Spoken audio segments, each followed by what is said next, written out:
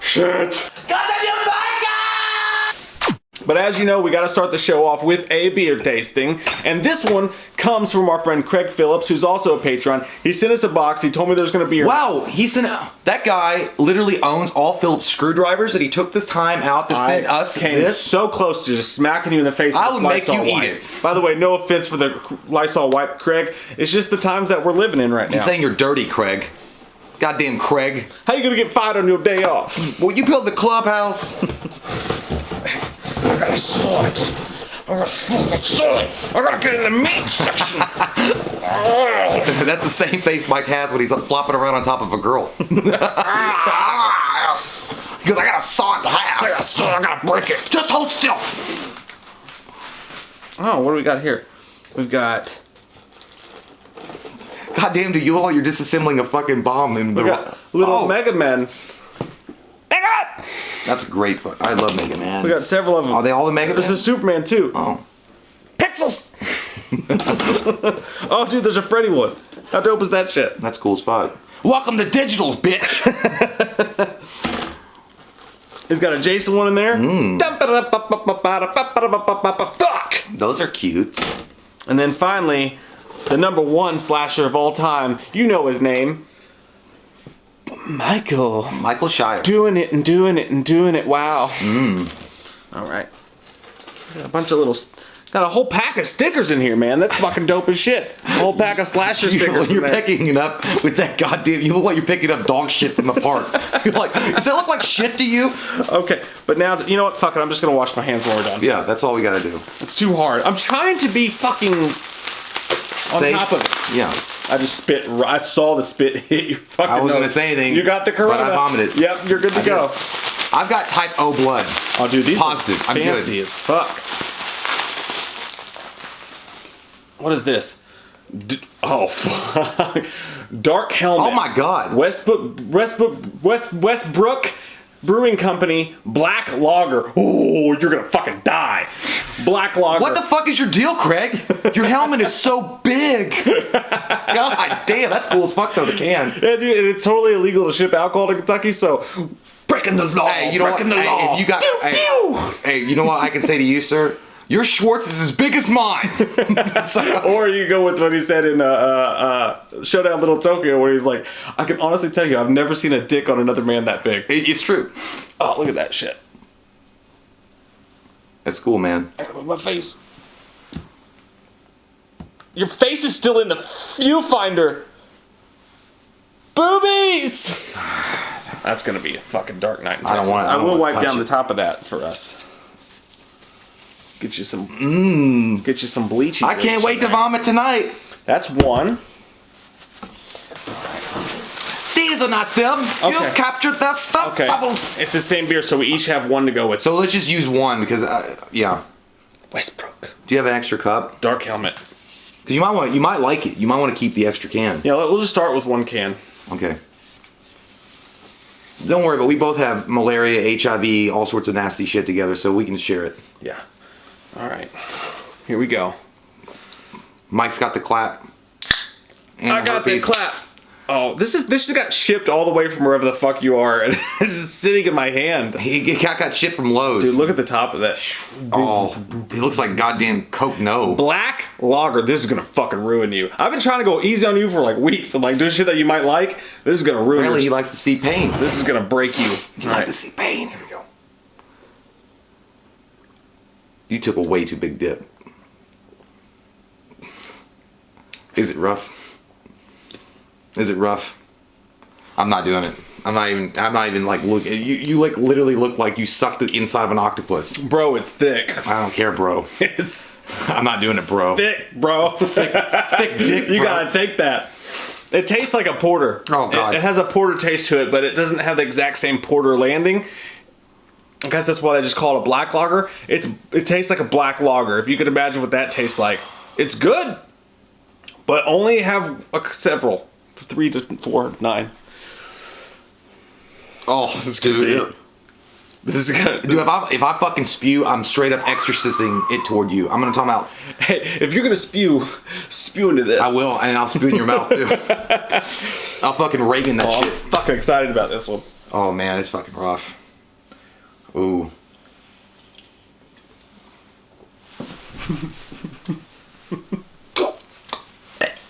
Oh fuck! Don't actually throw Hey, up. stop. Give me the power of the ghost. I feel like fucking Van Damme in Bloodsport. Shit, the tongue Poe just kicked me in the nuts. God. Dude, that's fucking so sick. I haven't even thrown porters at Jay yet. I've stayed completely away from it. Dude, it's like I'm a fucking orange belt in this, and he sent the fucking Bruce Lee kickmaster to my throat. He was fucking kicking it like this.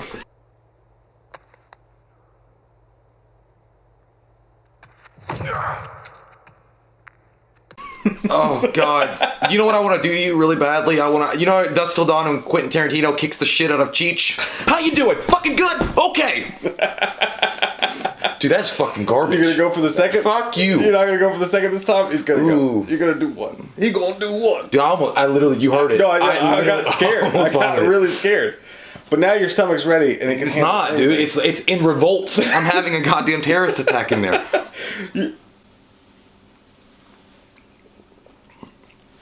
Oh, I thought you did it. I thought you.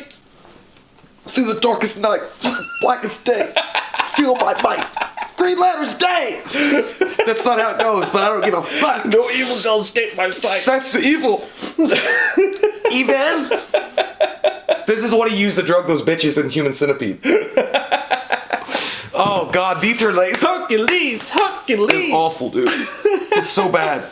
It's like you literally ground up charcoal after you used it on the grill for 2 days and put it in a can. Look, it actually says on here, it says, Dark Helmet is a German-style black lager for Schwarzbier, the Schwartz, brewed with 10% malted rye, chocolate, and carafa melts. Give this beer its dark color and ludicrously smooth, roasty flavor. May the Schwartz be with you. And it's actually got the Star Wars crawl. Oh my God. So blurry. Well, that was the episode. Congratulations. The shortest one ever. I want to save this one for Dark Knight in Texas. Yeah, that, like, you know what? That's if you were divorced and you found out, like, you're not only divorced, but you got herpes and your fucking kids hate you for the rest of your life. You would drink that shit on a swing set somewhere in a park. Alone. You would chug it. It's deep. It does go down. It's one of those beers that gets you drunk fast. I'll tell you that. Oh God, he's gone to plaid. You fucking nasty motherfucker! I felt like I drank gasoline. Thanks, Craig, for the awesome. That's like what they use for circus performers. Go, fucking put a spatch in your mouth and blow it. Thanks for the stickers and the weird pixel pets. That's cool. Those are dope. I as do shit, like that, man. Craig. And they got that nice 90s feels to them too. So we might Dude, it's like those to the affected wall. every goddamn. I can't even taste anything anymore. You know that's a symptom of. It's the symptom of shit beer. It's only 5.5% alcohol though. It's 5.5 death. That IPA we did a couple weeks ago was like 8.5%. I don't care, dude. It's 5.5 on the Richter scale of negative taste. I like it though. It's a good. I appreciate it, I don't man. think I've ever had a black lager before. So you better stop your I've racist had a black mouth. man before, but That's never good, black yeah. lager. Make sure you mention Tyrone. New first time. Bickums. Jerome's got a big dick. All right. All right. That's enough. There's one for you. Well, it doesn't matter. I was trying to wipe the fucking tears from my eyes. Well, yeah. Yeah. And I spit on you. Yeah, it doesn't matter. So that part happened too. All right. God is in his holy temple. Quiet now. Your earthly What am I doing? I'm like your hype man. I'm jacking a big dick. that was Poltergeist Steve Air, the old man. He's like, God is in his holy temple. That's how I felt. If you guys, that's one of the movies I watched this week. We'll get to that. But Poltergeist 2, when he was under the cavern, and he was like, ah! Like, that's how I felt when I was drinking that.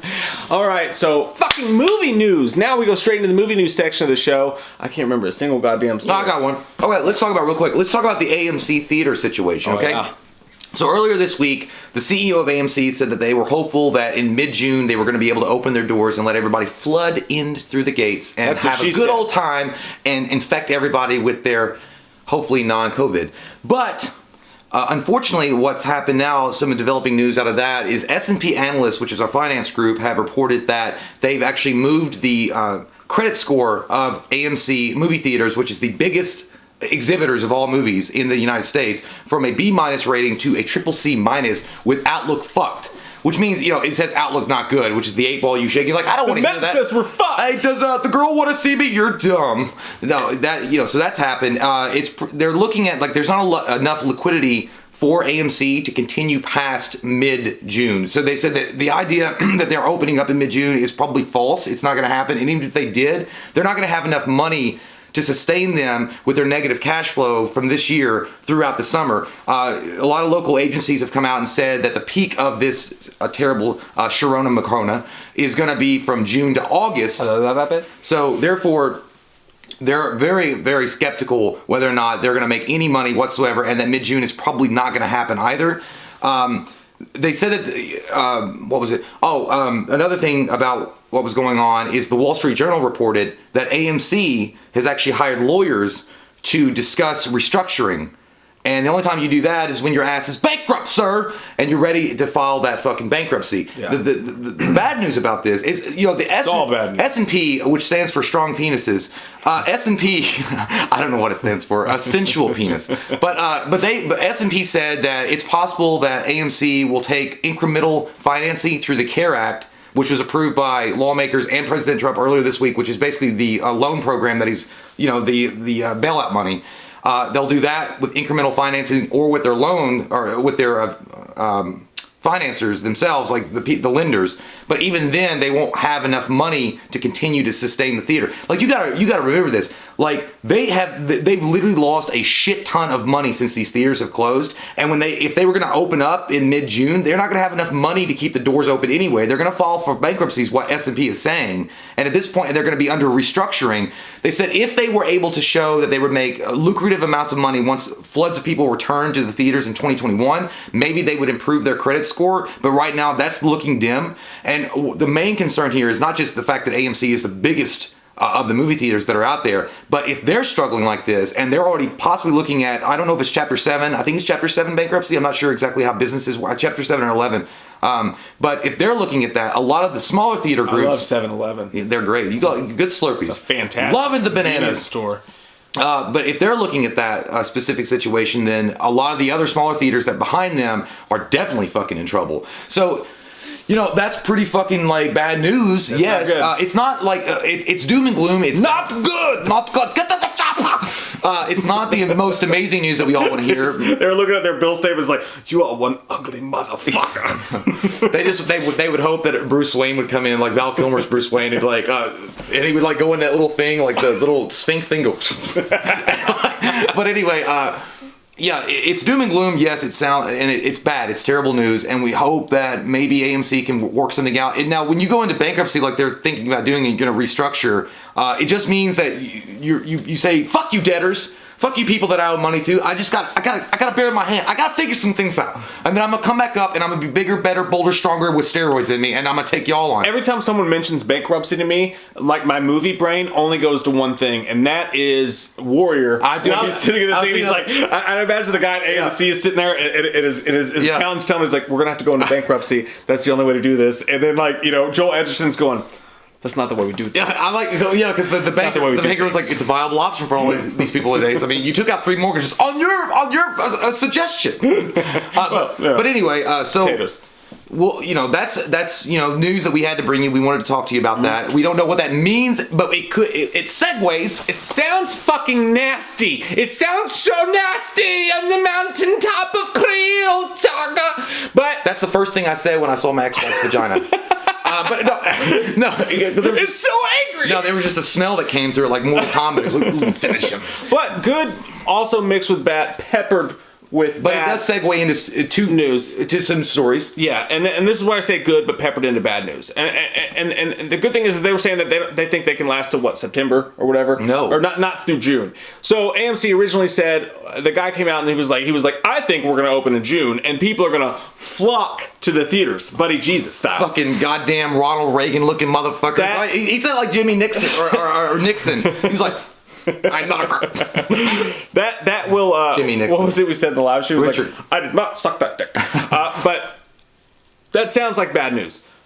And it does. And one of the other things we're going to go into here is Candyman getting pushed back. Because Candyman, as we talked about in our several episodes talking about VOD and Halloween Kills and what's going to happen, we mentioned that the last bastion No candy for no one? Switch to the sweet. No, motherfucker, you ain't paid your bills. Fuck y'all.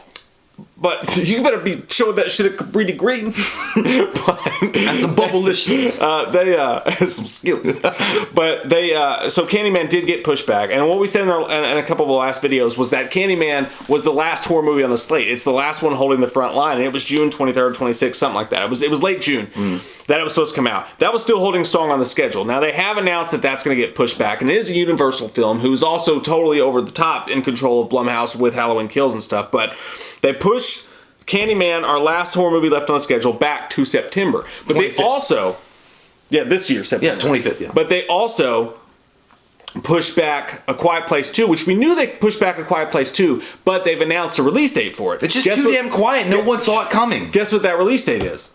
September. It's also September. So what this tells you... Wake me up when September's over. What this tells you is that movie theaters have honed, and dude, everybody just did a gigantic reshuffling. Like Disney, all sorts of shit just got reshuffled. It's too much to explain. But all it reminds me of, remember when you were a kid and you had your pages of sports cards set up? But then you would buy a new box of sports cards, and then you would sit there and you would have to take the good ones and put them in with the good cards in your sports collection. So you'd sit there for hours, like pulling out cards in your pages and moving them around or whatever. And that's basically what movie studios are doing right now. They're sitting there and they're like, okay, it looks like September might be the earliest that we can really nail this thing. So they're moving everything around. They're reshuffling their sports cards around. So Candyman is now September. Quiet Place 2 is now September. Now that might seem like awful news, but taking it with a positive edge, it means that October's still viable. For sure. Worst case scenario, what everybody's looking at, and these people are in the know a little bit more than we are with their finances, with what's going on in the world. They know a little bit more than we do, and they're banking right now, it seems like, on September being the time that we're going to be full go and we're going to be able to do this thing. Now that could change because nobody knows what the fuck is going to go on with the... But... the what day? I don't know. Nobody knows, but it looks like September. So we still have September on the schedule. It could happen, and that makes Halloween Kills safe where it is, because as we mentioned before, we won't go back into that discussion again, but Halloween Kills is a movie that wants to release in October because obviously it's Halloween, and we'll see what happens with that, but we're still good for Halloween. Well, yeah, look, we'll see what happens. Shake that dick. That's the size of the dick that Mike usually takes in his mouth. Just that big. But no, the Tom Hanks disease that's going around. They are hopeful that in September things might be well and things might be okay. The problem is, and I don't want to be a negative Nancy sucking on a negative cow dick, but I will say you gotta go in a little bit realist, because the fact that they think S&P analysts have said, and that's how they predict how these financial security of these companies are going to be, is based on the pandemic that's going around. That if the peak hits between June and August, is what a lot of government agencies are saying it's going to, so we, whatever that means. If you're going to say that the next month that everything's going to be hunky-dory and everybody's going to run out of their house into the sun with their butt cheeks flying in the air and be like, look at me, I'm here. It's not going to happen, I don't think. I do disagree with that point. Let me get, so what I was going to say, the reason why, it's just because the height of the pandemic will reach maybe the zenith in August.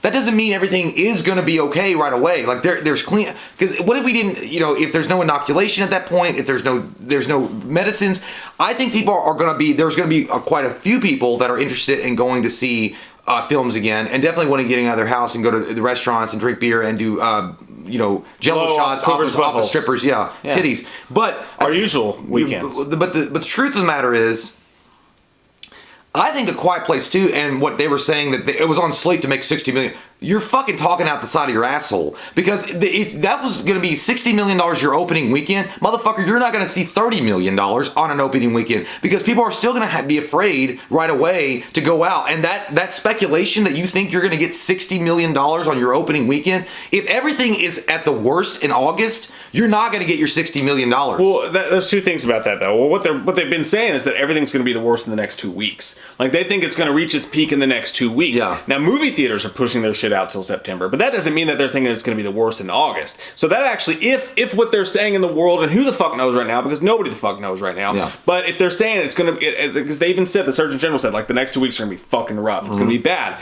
But if after that, if everything goes well and things start to go slow down and things start to open back up after that, like, I think it's like they moved it to like May 1st. Yeah, they moved to May 1st, the next deadline that we're going to look at. But, you know, so that doesn't put it in August. That puts it a couple months before these movies are going to release. So one, they gave themselves a little bit of a space there, which is good and that's smart. But two, the reason I disagree with you about that is because you always disagree with me, you can't help it. I'm a woman and I mean business. I knew you were on your period. Girls just wanna have fun. But listen, just one of them days. When the first movie, like you, so we have altered views about this, and I think it's interesting to talk about, because when movie theaters open up and you've got your first big release that opens up to the public, after it's over with, and it opens back up. You can call it the Tom Hanks. I don't think, I like going, but I don't think that people are going to shy away from it. I actually think, and even those that do shy away from it, I think that's going to be replenished by the people like, I can go to the fucking movies again? Yeah. And you're going to have all these people who have been locked inside their fucking houses, who are going stir crazy, and are just waiting for the moment to get the fuck out. I think the box office is going to be higher than it would have been beforehand. I actually think they'll make more than their previous projections, depending on when it lands, because people are going to get so excited that they can go out to a movie theater again, and that it's okay to go out and go shopping or go to bars or go to whatever. I think movie theaters go right into that. And we've always said this, like, oh, this sucks right now, and it does suck right now, and it's all weird and it's all scary, but when it's all opened up and everything opens up again and everybody's out, it's going to be a fucking party. And I think movie theaters are going to be the same way. You got some spunk funk, and I like the optimism, but at the same time, is it misplaced? No, it's not. I really hope. I'm not like on the bandwagon of wanting theaters to die and not have these movies come out this year. Absolutely not. I'm just wanting to be real about it, and also like kind of halt my enthusiasm of everything going back to normal right away, because I don't think that's going to happen. Like, I mean, these stupid fuckers that are still going out and they're not practicing social distancing. Yeah. Like him and I, but we're not going to, like, you know, Kroger or Walmart and shit and act like fucking moron monkeys that are jumping from banana tree to banana tree and butt fucking back the head of people waiting in line. We're not doing that, but everybody's stidy's doing that. So the idea of like, oh, everybody's want to get out and they can finally go shop, they're already doing that. They're not following protocols. They're not doing what they should be doing anyway. So at this point, it's spreading and it's getting worse. I'm just saying that by the time September rolls around, and obviously we've got the in October, the big one, Halloween Kills, for all of us Halloween fans, right? I think that there's two things working against us. Is the fact that people are stupid and they're not following protocols. So this thing is spreading at a rapid rate. That's why the government agencies are saying that they think it's going to be bad between June and August, when the summer heats up and people are going to want to go outside. See, I haven't heard that though. I haven't heard between June and August it's going to be bad. No, I've even heard as far as 18 months. Like, I mean, they're worst case scenario, but nobody said it's going to be horrible in June and August. No. But this is what the report was that was about the AMC, and this is what S&P were using as their projections for AMC theaters. Now, from that, if you're going from that, then what AMC is also facing is a fact of bankruptcy. So you're talking about the largest theater chain out there, like over 6,500 theaters across the nation, closing their door under bankruptcy by July. And not having any money. Bankruptcy doesn't necessarily mean they're going to be closing their doors, though. They're going to be using bankruptcy to keep the doors open. The restructuring with the lawyers, that's what the Wall Street Journal said, but that also means they can't take on any kind of money because they don't have the money to pay the fucking the productions. Dude, you never know with big business. They can survive. No, well, the point is if you're bankrupt, you can't take money from people that you don't have money to give. Like, so if like Blumhouse or Disney said, hey, buy some shit from us. It's like, we ain't got the money. I've been sucking dick all day and I only made 25 cents. They don't have the money. That's the situation that we're in right now. Now, on the other hand, it could be, just a very bleak outlook, and it might not happen. And maybe in the next 2 to 3 weeks or 4 weeks, things will get a lot better.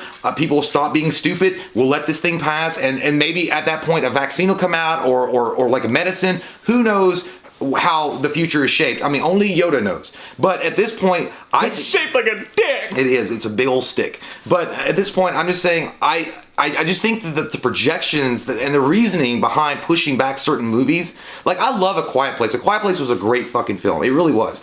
But if I were them, what I would do, and even though it was on track to make $60 million, dude, it's not the same world you're living in anymore. It might have been on track pre Tom Hanks disease, and now it's not the situation. Just say prior, whore. Well, I like to say pre. Prior whore, whore. I like to say pre because that's what I do all the time in bed. But yeah, so like that might have been the situation a few months back. That's not the situation anymore. You guys are not going to make the $60 million that you want, and I really do hope that people flood the theaters again because they'll need the money. They'll need your help.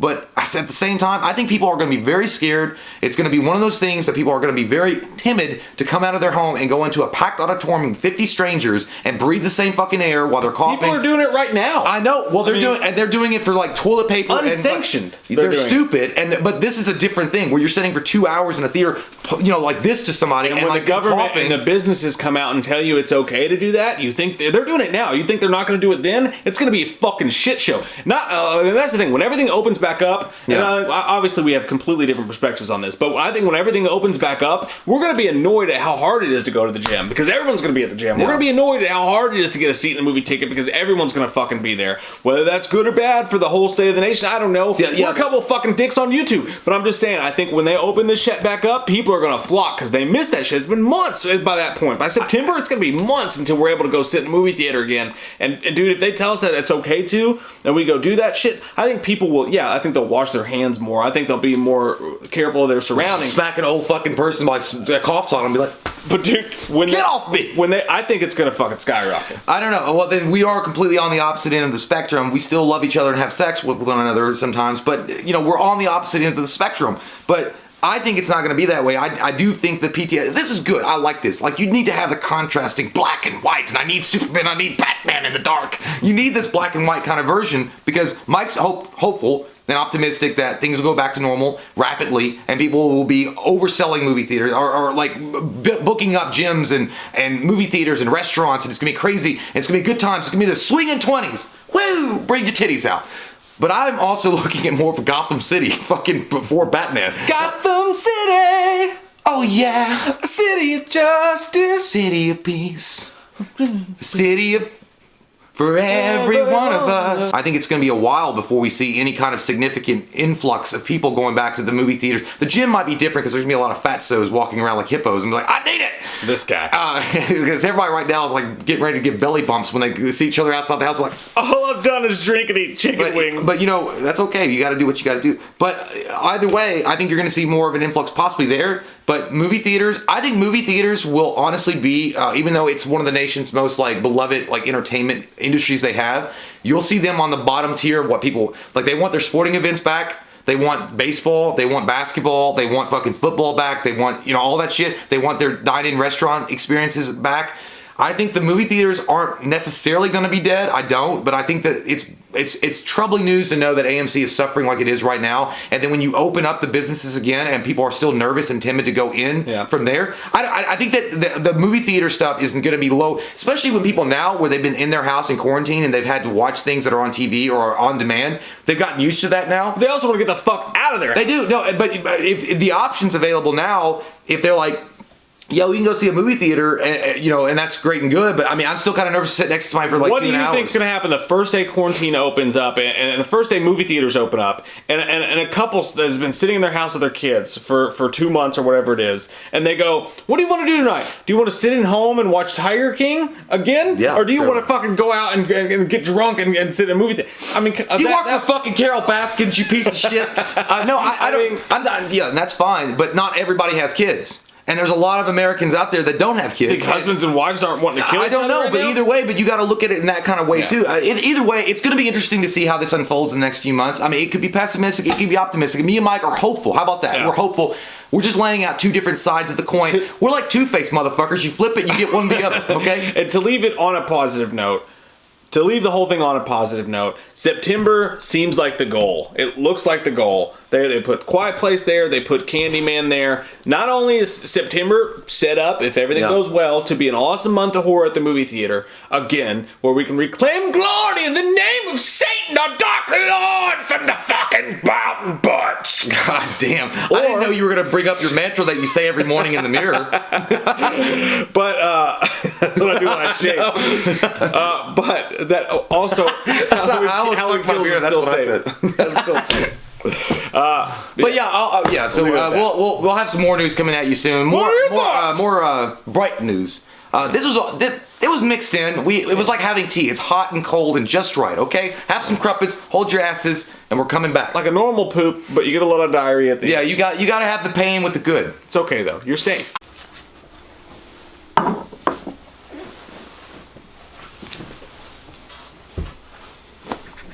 Yes!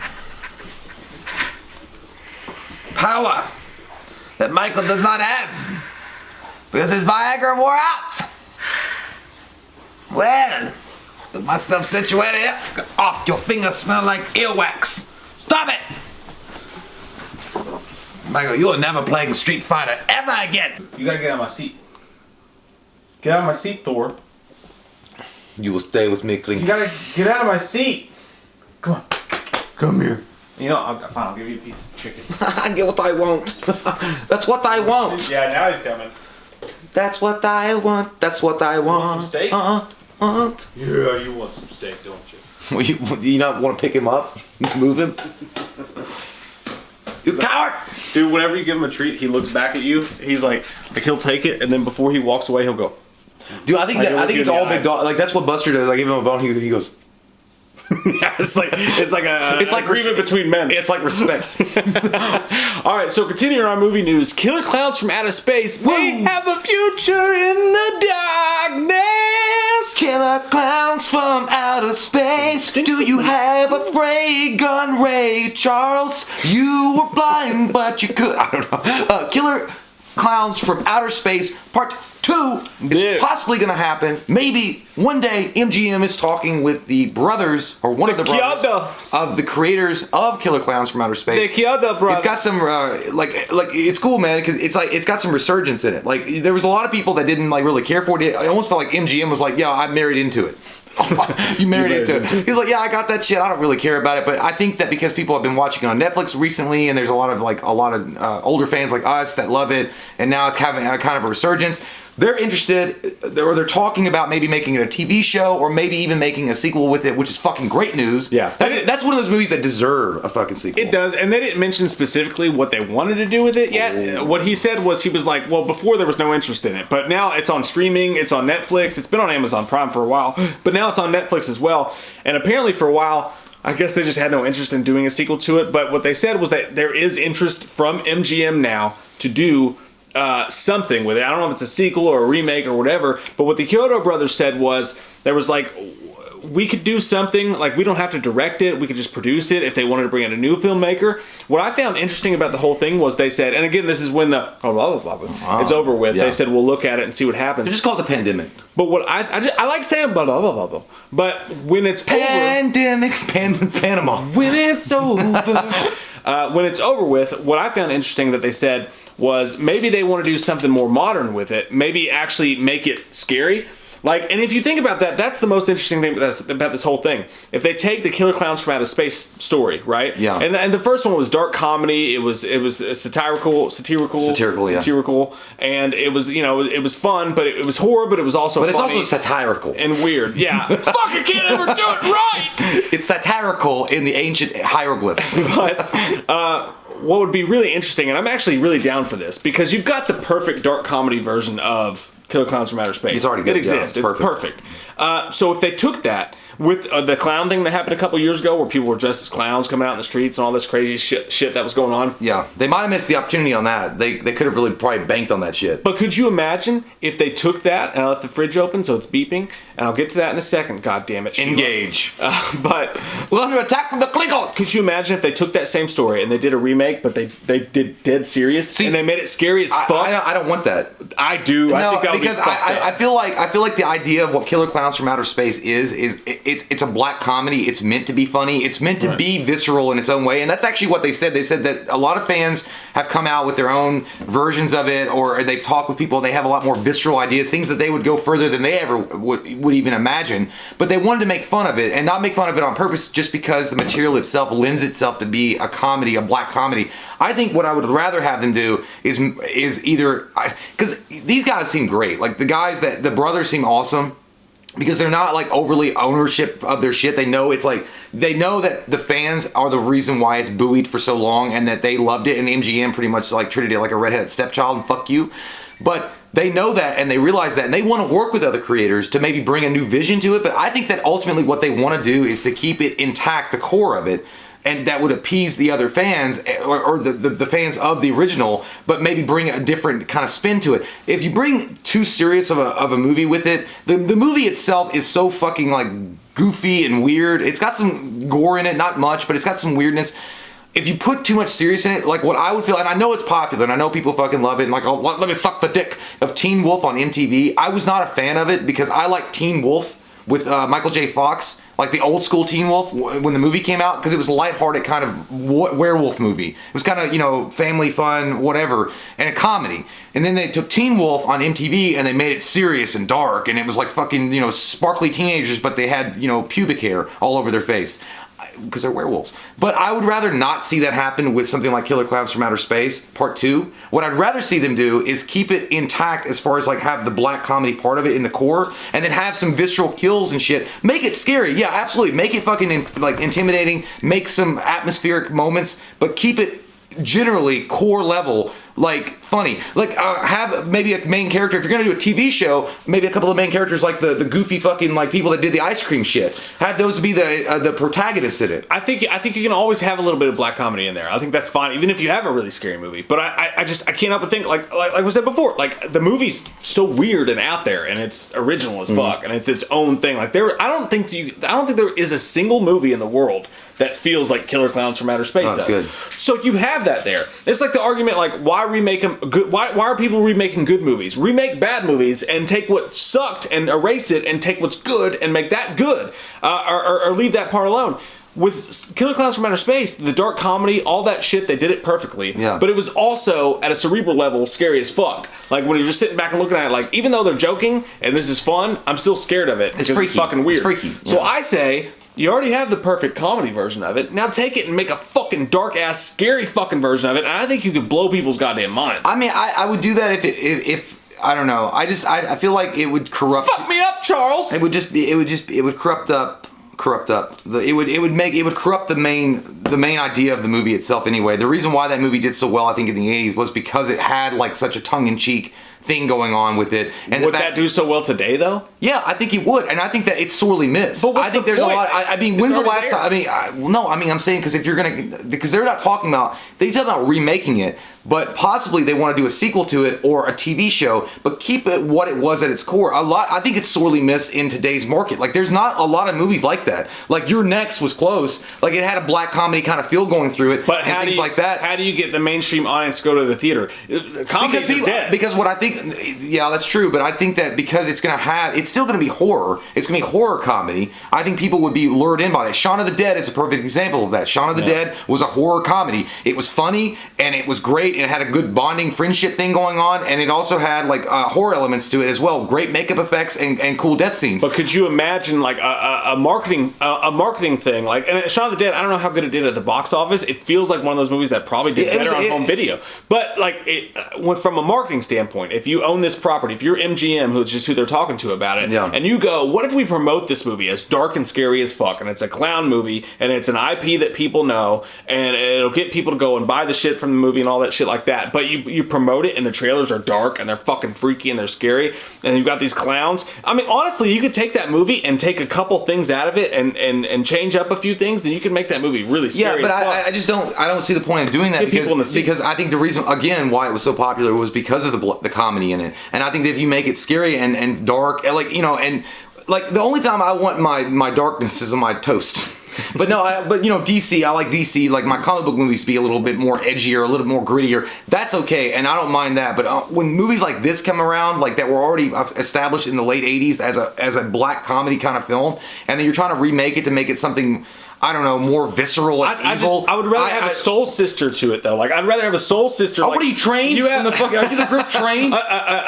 Hey, soul sister. A sequel in nature. Like, I would much rather have the irreverent, funny, wacky, fucking weird Killer Klowns from Outer Space movie, and then have a remake that is fucking dark and scary as fuck, and they could almost, like I said, be soul sisters to that. Then have someone do a fucking try to remake the first movie, and it just not have the same punch to it. Honestly, I don't even know. You know, at this point, I think that what they should probably move forward with is not even a remake. I think that you should either move with a sequel with the brothers writing the sequel, or do a TV show. Fuck the remake, and fuck the remake fucking nation. Even if you do a sequel, it's gonna feel like a remake at this point. No, it won't. If you get the guys that how many years later we're trying to do this again, it's not gonna be the same thing. Those guys, because at the end of the movie, the Killer Klowns, they went back to their fucking planet. But or whatever. Can you tell me that you're honestly more interested in the story of the characters and where they went from there than you are in just the whole irreverence and craziness of it? I liked the story. I thought it was a good fucking weird. That's what I'm saying. The story, the idea of it, the feel of it is what you want.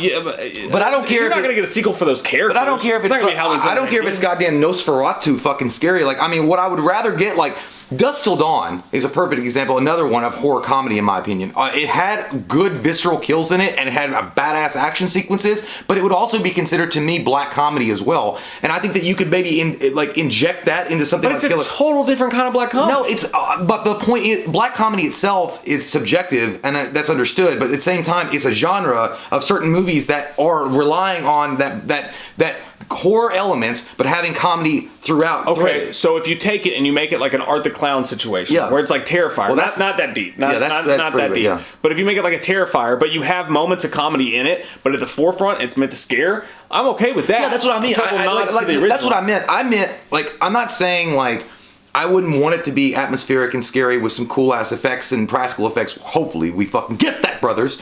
But fight him out and take your vitamins, say your prayers, and do your steroids. What? That wasn't part of Hulk Hogan's speech, but he did do it. But anyway, no, I'm saying I would like to see all of the horror tropes in it as well, like a cool atmosphere, scary stuff, intimidating, on the edge of your seat kind of moments, but then at the same time maybe even having the protagonist, like I said, the two ice cream truck delivery brothers in the original movie being the guys, you know, like Shaun of the Dead guys. They're in the world where it's fucking crazy, weird, and scary things. Or like Odd Thomas with Anton Yelchin. That was a great fucking movie. That's on Netflix. I would not call that a great movie. I liked it, dude. I loved it a lot. I liked it. Odd Thomas, but it felt like the same thing. Odd Thomas, there were some scary moments in the movie. There were some scary scares happening in the movie, but at the same, in the middle of it, it was a dark comedy. Or my girlfriend's back or whatever with I don't know if that was Harry Potter or not, but there was another movie that was kind of like the same thing where the guy's girlfriend comes back from the dead and gets fucking nastier and deceased and shit. So, but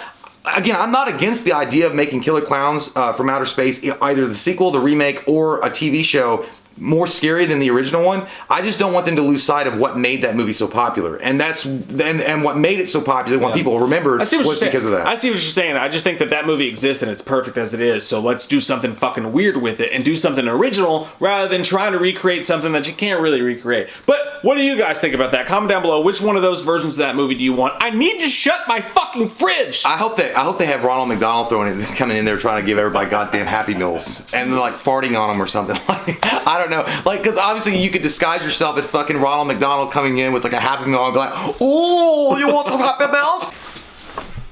So, you're not a Power Ranger, Michael. If you had a Power Ranger, you would be bitch hole.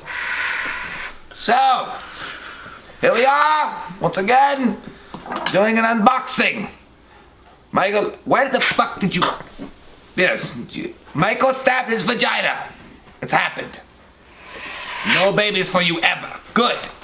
Okay, so the next news story is Creep 3. A lot of us have wondered where the fuck Creep 3 is, because if you remember the Mark Duplass, the Duplass brothers... And Creep.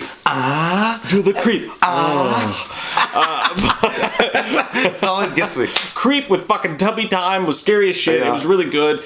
Creep 2 was pretty damn good too. I enjoyed both of those movies. I think you did too. I liked them both, yeah. Like both of them. But when Bloody Disgusting came up with this article, and I think it was IndieWire asked Mark Duplass, who's an awesome fucking rad dude. Platypus. They asked him, what's the deal with Creep 3? And he had this to say. He said, we had to almost kill ourselves to make Creep 2 as good as it was. I appreciate how many people liked it, but I do feel like it wasn't as good as it could have been, if I'm being perfectly honest. If we're going to make a third one, it better be super inspired. We are trying and we're putting effort into it, but we are not good enough yet to make it worthwhile, so we are struggling. That's really it. We've written it twice, and neither of those stories are good enough. So it sounds like, you know what, that's weird. Like, it almost sounds like he's a perfectionist and he wants to make sure like everything like lines up and all his P's and Q's are in the stew. I don't know if that's the saying, but I made it up. But it almost feels like if it was a Metallica song, like they were doing Inner Sandman and motherfucking lead singer was like, I don't like it. It's like, what are you talking about? It's great. It's like, I don't like it. It's not good enough, motherfuckers. I need more bass. I need more power from my guitar rock. stock. This is too stock. Shut up, Lars. I need a goddamn rocket launcher. Whore. You know, something like that. But You sure, whore? I thought Creep 2 was pretty good. But then again, you know, he is the mastermind behind it, and he didn't like it, and he had and they struggled. You can only imagine like how shitty that is. Like if you're trying to like, you know, basically burst your goddamn brain cells, like you're, you know, smoking weed in the 80s, and you know this is your brain on drugs frying pan, and now it got released, and you're like maybe just didn't have a good experience with making it because it took so long, it was so hard to make, and you're probably not anxious to go to Creep 3. Even though, and it seemed like he was appreciative of fans, like he liked the fact that fans liked it, but yeah. Your personal experience in the whole fucking process was bad.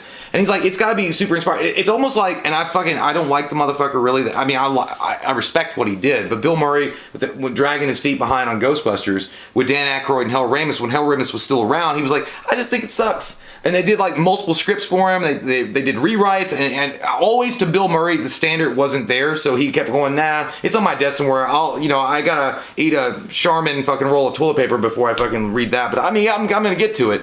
But it almost feels like Mark Duplass is like not interested, and like it's got to be one of those things where it's got to be the guy that played him to come in. He's like, dude, I got this idea, and it's got to be like something that fucking like pumps him up, makes him like sing like trumpets. What I think is this: I think that he's well known in like the indie circuit of films. Like he does indie films, and they're really good. Like Blue Jay was a really good movie. He's done a lot of really low down indie films, like almost like Jason Blum as an actor kind of thing. Like he really likes to do indie shit, and he really likes to make it count. And you know, and this is the same guy that was in The League and shit like that. But the way I take it is that he, at this point, when you got a guy who's an indie guy and he's making a third sequel to a film, those two ideas kind of clash. Yeah. You know, I was like, I'm making a third horror sequel to a film, and I've got this credibility to where I make really good indie films. Do I really want to make pump it out third film to a movie that releases straight to Netflix, by the way, that doesn't go in theaters or whatever, right? I think he's afraid to have, like, if I put out something there half-assed and it comes out and it's just whatever, it's a shitty third film to a sequel, then I think he's cognizant of what that's going to make him look like, what that's going to make the movie look like. And just going based off what he says is, you know, if the idea's not there and it's not that good, and you're like working and you're thinking, I have to put my own money into this, I have to put a shitload of time into this, I have to get on camera and show my fucking dick at some point, like he literally did, you know. Swing it around. In the second one, I have to do crazy shit. Each tape. I have to act in it, produce all this shit like that. I have to take myself to a different place and put out this special performance for a movie that's not going to be that big anyways. I'm not even going to waste my time if it's not going to be something special. Yeah. And I think when Creep came out, it had this huge thing behind it, and a bunch of people were talking about it and all this stuff, and then Creep 2 came out, and just because it's not, and they should have both been theater releases. They were both good enough to be theater Creep releases. 1 definitely should have been. I think what it ultimately boils down to is that Mark Duplass himself is not interested really at this point to do a Creep 3, and people are still asking him, where's Creep 3, because of the way Creep 2 ended, and they were like, hey, it was a great movie, everybody loved it, but if he had such a bad experience making Creep 2, and they were pulling their fucking brain stems out just to even make that movie happen, and he didn't even like the end product, like, I would be hesitant myself. Like, as Mark Duplass, if it's your thing, like, if you made it, and you're like, oh yeah, I'm glad people liked it, but it was a goddamn nightmare, it was worse than getting married kind of experience for me when I had to make the fucking movie, and when the final product came out, I still didn't like it. You know, I did good in bed, and I smoked a cigarette afterward, but I know that she didn't leave with an orgasm. Like, kind of that mentality, when you have that in your mind, like, going back into that process and writing another script out and doing it, I mean, I can't blame the guy for being like, hey man, it's got to be super duper fucking inspired from Krypton's dick from Superman for me to even get back on board with this. If the baby kicks alone, it'll kick through fallopian tubes. That's some real knowledge for you. But also, you know, and again, if Creep 3 doesn't happen, It's shitty, but I'd rather, and I respect him for saying that. I'd rather it not come out if he's not willing to, if he's not feeling the juices flowing. Otherwise, if he was a piece of shit, he'd be like, I can just write anything. These cocksuckers will eat it up. So I'm glad that he's like, you know what? If I come up with something, you'll hear from me soon. If not, here's a cherry bomb. That's it right there. I think this whole article was his way of saying, look, people are probably asking him about it quite a bit, and he's like, it's not there yet. If it gets there, we'll do it, but it's not in the cards in the short term. And I think it's one of those movies that, I think he likes to surprise people with shit. Yeah. So I think, I want something new. Maybe give me something new. 15 years down the line, he's sitting smoking his fucking pipe in his cottage, and he goes, oh, fuck, and there's it. And then you get a surprise drop of Creep 3 when nobody's even thinking about it, and then it brings this whole new generation into watching it. Right. That's probably what will happen. And you know what? That's the kind of thing that's probably for the best. So, what's the guy's name at the end of the pipe that he's smoking? I see what you Terrence? Terrence, you minx, you. It's always a Terrence. It's always a Terrence. Piece of shit. And that's... What the fuck? Did Pennywise have a goddamn streamer concert in here? I'll make it. Now. Double, quadruple chocolate. You will not have. It's for Mike and Jay. Not for you. You know what it does to your gastrointestines? You shit like a goddamn rabbit. What is in this? I'm opening it for Mike and Jay because they're not here. I don't care. I don't care. Now, Micah, where did they get this? Did you steal this? You brothers of fuck? Okay, guys, are you ready for a showdown in Little Tikio? Revenge of the Action movie, sluts! Morphin' time! Have you had Mountain Dew Zero? It's delicious. Give me some fucking money. Shitty sword.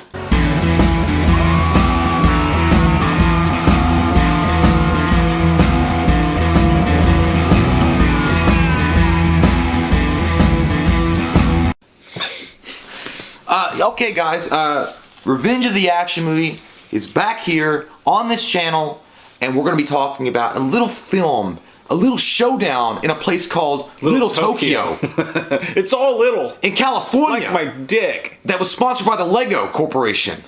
Because it's small and little. Dude, I've been telling Jay about this movie for so many years. I've been like, dude. The day I found out that you hadn't seen Showdown in Little Tokyo, I shit my pants. I know, dude. I was like, you gotta fucking watch it. It was weird back in the day when it came out. It came out in 1991. I remember the cover art, the cover art specifically, but I always passed it over. I remember seeing it in a Blockbuster or Hollywood Video, wherever I was going, but I always passed it over. Never really got, because I like Dolph Lundgren. But what I remember Dolph Lundgren being in when I was a kid. He was in a lot of bad movies. Well, no, I liked him in Masters of the Universe. Yeah. And I liked him in Rocky IV. And Universal Soldier. But it wasn't really one of those movies. I didn't really care about him being the action, main star. Yeah. And then Brandon Lee, obviously, I knew him from Rapid Fire, which I fucking liked. My brother and I rented that movie all the time, but I'd watched over and over again The Crow. So Brandon Lee was The Crow, and so any other movie that he had done prior to that, I really didn't care that much about it. But yeah, I'd seen it, and I was like, I don't give a fuck. I mean, I got a gumball that's got a free movie on it. I'm not interested in wasting it on that one. Those are the best times. But at the same time, having seen it now, god damn, I want to bitch slap my old fat self. I told you, man. So this movie, and by the way, it's directed by the same dude who directed Commando. Mm-hmm. And it's another story of Warner Brothers fucking up and not realizing what they had, because he made the movie. I think it's Mark Lester made the movie, and he turned it in to Warner Brothers, and they hated it so fucking much that they literally disowned it. They brought in the same dude who came in to edit Out for Justice, who edited that down to a nub. Yeah. He edited this down to a fucking nub. It's only an hour and 19 minutes. Yeah, it's short as fuck. I was like, God, is this a student film? They basically released it straight to home video, and I have no idea why, man, because this movie is... Now, it takes a lot from Lethal Weapon. I mean, it takes a lot from Lethal Weapon, and we'll get into exactly those points. But the whole story is that these two cops... they both have their ways. Like Brandon Lee's cop is it's also Tango and Cash. It takes a lot from Tango and Cash too. Brandon Lee is he kind of dresses smooth, even though he looks like the fucking Joker. He's a good looking guy though. He's a good looking dude with his purple suit. God damn. They're both detectives. They're both cops. They're supposed to meet up at the same point at the same time, but when they meet up, Yakuza. The Yakuza is tearing up this old lady's shop. So Dolph Lundgren comes up there like a fucking badass that he is, and he starts beating these dude's ass. But when Brandon Lee shows up, he just sees Dolph Lundgren's character, who's huge as fuck, wearing a leather jacket, being a badass. Dude, he assumes he's a bad guy too. And when they meet, they get in a fight. The first time you meet your two heroes of the movie, they get in a fist fight, and it's like it's down the middle even, which I loved. I liked how he was like, "You didn't hit me." Idiot. He's like, but if I did hit you, you'd be over. And he was like, I'm not arguing with that. Then he was like, but you didn't. I'm just like, what happened? You thought you were right. He's like, hey, that upper body strength really slows you down, you piece of shit. But no, you know what? Dolph Lundgren, back in the day when this movie was made, like, dude, he had a body type like fucking Arnold, dude. Like, he looked good as fuck. And there's no wonder that they picked him for He-Man. Like, it made sense. Like, he actually looked like He-Man. But yeah. And his accent was good as fuck. The dynamic between Brandon Lee and Dolph Lundgren, I believe it was Kenner and Johnny. I think those were the two main characters' names. I'm not 100% sure, but I think it was Johnny. I know it's Kenner with Dolph Lundgren, maybe Johnny. But yeah, I felt like it wasn't just Lethal. It had a lot of Lethal Weapon and Tango and Cash, but it also felt very like the fact that Brandon Lee, who's a Japanese American that doesn't give a shit about his roots at all, like doesn't care about where he comes from or his history. He knows he knows some kung fu shit, but he doesn't care. And then Dolph Lundgren, on contrast, was raised in Japan. He's an American-born guy, and he's very embracing of the culture of Japan. He's a samurai. And even speaks it. Yeah, he even has a dress that he wears and fucks shit up, and that's badass. But I like that dynamic, but it felt a lot like the fact. It felt very much like Ethan Hawke and Denzel Washington in Training Day. Decades before that movie Training Day ever came out. But the naivety and the greenness of Brandon Lee in this movie with the more seasoned guy with Dolph Lundgren helping him along. I loved it, dude. And the fact that like their chemistry on screen was fucking great. It was top notch. It was great, dude. And for an hour and 19-minute movie, you wanted more. And not to mention the fact, motherfuckers. Okay, come here. Let me learn ye. Come here. Okay, goddamn Tatsu. Go. Learn today. Tatsu from Teenage Mutant Ninja Turtles was in this, along with Shang Tsung and fucking Hondo, that fat guy, Hondo from Street Fighter. You had three great guys. It wasn't Hondo from Street Fighter, but he looked like Hondo. Yeah. But dude, Shang Tsung is the main bad guy. He's great. His soul is mine. I cannot believe that guy never got more roles because he's got the most evil fucking dude. There's one scene where he's butt fucking a girl, or he's getting ready to do like a doggy style, and he's like. And he takes a samurai sword and he's like, ugh, and he's grabbing her titties and shit. You're like, oh my god, he's gonna get set out. He's nasty in front of all his Yakuza friends. He's real nasty behind the stock. and he fucking takes the samurai sword and he gets this fucking evil look like somebody just put a baked bean in his mashed potatoes. And he's like, and you see her. Oh my god, dude. I'm like. Wow. Yeah, the bad guys are fucking bad, and the bad guys are, like I said, led by I'm just gonna call him Shang Tsung. I can't. It's Carrie something, but I don't know. But when we watched that, Kate was like, "What's that guy in?" I was like, "Mortal Kombat." She's like, "No, it's got to be something more than that." I'm like, "I know he should be in much more stuff, just much like Bolo Young from Bloodsport and shit like that." But yeah, dude, it is old school, and it's a buddy action film at its heart. It's a buddy cop film at its heart, and it does that stuff really well. The overlays that come into Lethal Weapon are strong, and Tango and Cash, because like I said, for one, they're two cops that nobody else wants to work with, so they get shoved together. But when they start to make their friendship, it's fast and it's almost cheesy and corny, but you love that shit. Yeah. That's what we're here for, man. So we didn't have time for it, all right? Like, they're best friends and they like to eat fucking sushi off naked chicks. Like 2 scenes into the movie, he's like, because the whole story is Dolph Lundgren's character. This Shang Tsung's character killed his parents when he was younger. But when he was younger, it's almost like Ninja Turtles too, the story. When he was younger, when he killed his parents, Dolph Lundgren as a kid was able to cut the dude's eye with a samurai sword. So now I will finish what I've begun with your heirs. So he's been searching, this whole time he's been a cop, he's been searching for this guy. So when he sees his tattoos and he sees him, he gets fucking pissed and he starts shaking and he knows this guy's gonna kill. And that scene's badass too, because he's holding the gun to his face and Brandon Lee's talking to all the Yakuza. He's like, he pulls out his badge. He's like, I am a cop.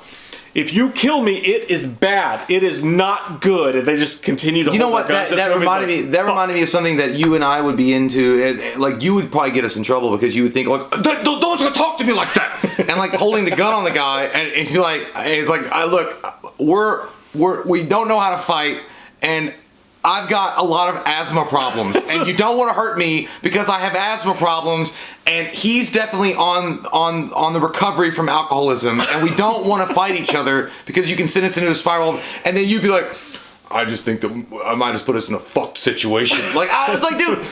that scene particularly, dude, reminded me of me and you, and the times that I got really whiskey drunk and tried to start a fight with someone in a bar. I literally thought of the same thing. I have to go back you up, and I don't know how to fight. I don't know how to fight. I know basics. I can go, I can scare. I can fucking do things like make it. That's what it reminded me of. Because when Dolph Lundgren's holding the gun to him, and like all these guns are pointed at him, he's like, once he snaps back into it, he's like, I might have just gotten to us in a real shitty situation. Yeah, and it's like, you fucking did. And then when he was outside after that scene happened, he's like, he goes, you said be polite. That wasn't polite. But then when they're fighting, that's when they start to like bond. Yeah. I love that shit. Yeah, man. I love that shit. So because they're sitting in the car after that scene, he's like, you almost got me fucking killed. And he's like, you know what? He's like, Dolph Lundgren's character is like, you know what? I'll tell the sergeant that this isn't working out. You need to be resigned. He's like, that's not good enough. And he pulls over the car and he literally jumps over the hood. Like he steps on the hood and jumps over. And he pulls him out of the car and they get in this Riggs and Murtaugh fight outside the car. He's like, tell me the story. He's like, because you know what?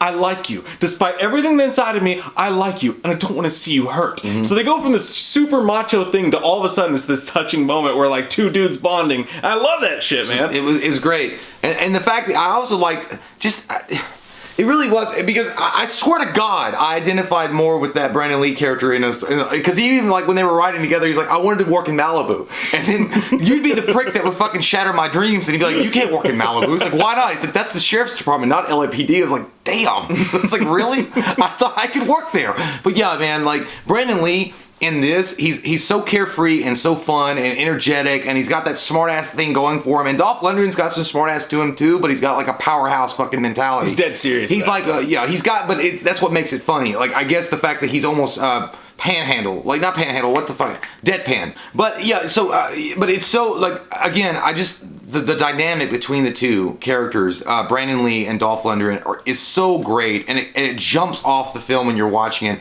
and it gets you right into it, and you want to see what happens, and you want to see how it plays out, and then you got Tia Korea, and you see her titties in this. My God, holy shit! My God, I mean, I thought God was only in heaven. I thought God was only in heaven. By the way, they did the exact same thing. I have seen the coming of the Lord. But I've been to the top of the mountain, and it is good. I did not expect Tia Korea's boobies to be out there like they were, and dude, you saw them. Yeah. And I'm like, wow, no wonder Wayne was so into that shit. It's like Dream Weaver. That's what I was gonna say. They literally had the exact same scene from Wayne's World because so they go to a club and it's this is one of those Tango and Cash moments. He's trying to investigate what's going on. They go to this dark club, the Red Dragon Brewery / nightclub. Mm-hmm. By the way, I'm gonna make Red Dragon Brewery shirts and we gotta wear them. Well, I'm gonna sell those shirts. Yeah. But they go to this nightclub and it's very much Tango and Cash because they see Tia Korea there singing, and basically it's the exact same scene when Brandon Lee sees her, because Brandon Lee sees her first and he's like, she's so hot. I know. But she ends up banging Dolph Lundgren, and it's funny because he's got a great upper body. It's huge as fuck. But it's funny because when they actually end up sleeping together, like she just crawls in his room, and by the way, he's sleeping on a fucking sock puppet. I don't know why, but he's laying in there. They have sex, and a couple scenes beforehand, they were in a hot tub. They were in a hot tub together. You saw her titties. You saw the side tits. Yeah, they show it. But when she gets to the hot, I guess Brandon Lee was watching. And from the house, that was good. Yeah, so they save this girl from the Yakuza or whatever, and they're trying to protect her. And while he's trying to kill the guy who killed his parents, but they're holed up in this house, and the Yakuza shows up, and everybody shows up with all these guns, and it's this badass scene because he walks in there and he just starts getting his Ninja Turtle shit together. He's like, "You take the shotgun, Brandon. All I need is my ninja shit."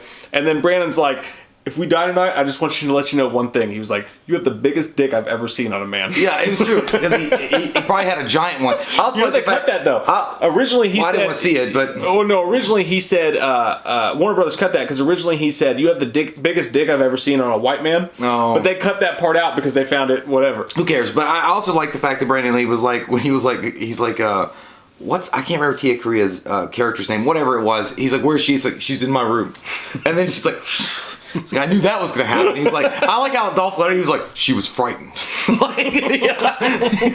He was like, yeah, he goes, I knew that was going to happen. And then, he's like, well, I saw you get all naked in the hot tub. I would have gone blind too. But it was like, again, the dynamic. It was like brothers from another mother, and they bond in this movie, and it's so well done. And then at the very end, that's what I'm talking about. Like, motherfucking Dolph Lundgren shows up like Splinter from the Teenage Mutant Ninja Turtles. He's got full-on samurai garb to go, and I was like, look, everybody else is not dressed that way, Dolph. Okay, you're talking about you're fighting traditional Japanese gangsters, and you're dressed like a samurai warrior from The Last Samurai with Tom Cruise. Like, and he's got his shit all like flowed out and shit. And He looked kind of dumb. he looked cool though. He looked dumb but cool. He like a sleeveless gi you know on what? and like the Karate Kid headband, and he's like in a shootout in the street. You know what he looked like? Why did you dress like that today? He looked like if you had multiple millions of dollars in the bank and you invited a girl over, you would dress like that.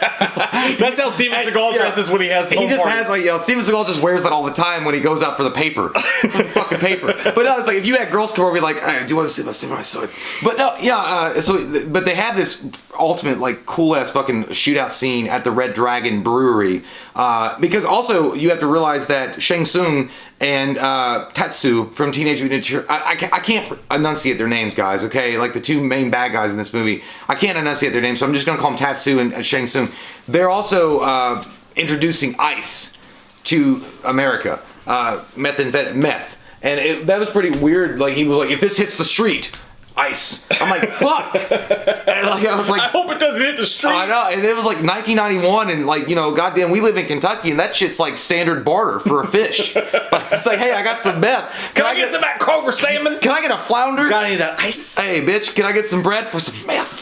But I got that blue sky. But no, yeah, it was crazy to know, like, back in 91, that was like hot. Like, that was the hot item on the street, and they were trying to prevent the Yakuza from introducing that to America. It's also really interesting to note that you could see why, even though that movie was such a letdown, and I loved it, but I was like, God, it could have been so much more. 1990, The Punisher with Dolph Lundgren. Yeah. The way the Punisher, like the way Dolph Lundgren played the Punisher, and the upper body, like just how fucking big and ripped he was, and like, dude, God, that movie could have been so much more if they just had more time and effort with it. But either way, they knocked it out of the park with this one. This movie's fucking phenomenal. The ending is my favorite scene. Yeah, the ending has got to be the best. They tied the whole thing together, and it was a smishmortion of like all the fucking. It was like Bloodsport mixed with fucking Lethal Weapon, Lionheart mixed with fucking Tango and Cash. Because even though all this buddy cop shit's happening and these shootouts are happening and the protect the girl shit's happening, they even have the electrocution scene from Lethal Weapon. I love that. Tango and Cash, where they're both next to each other, and he was like,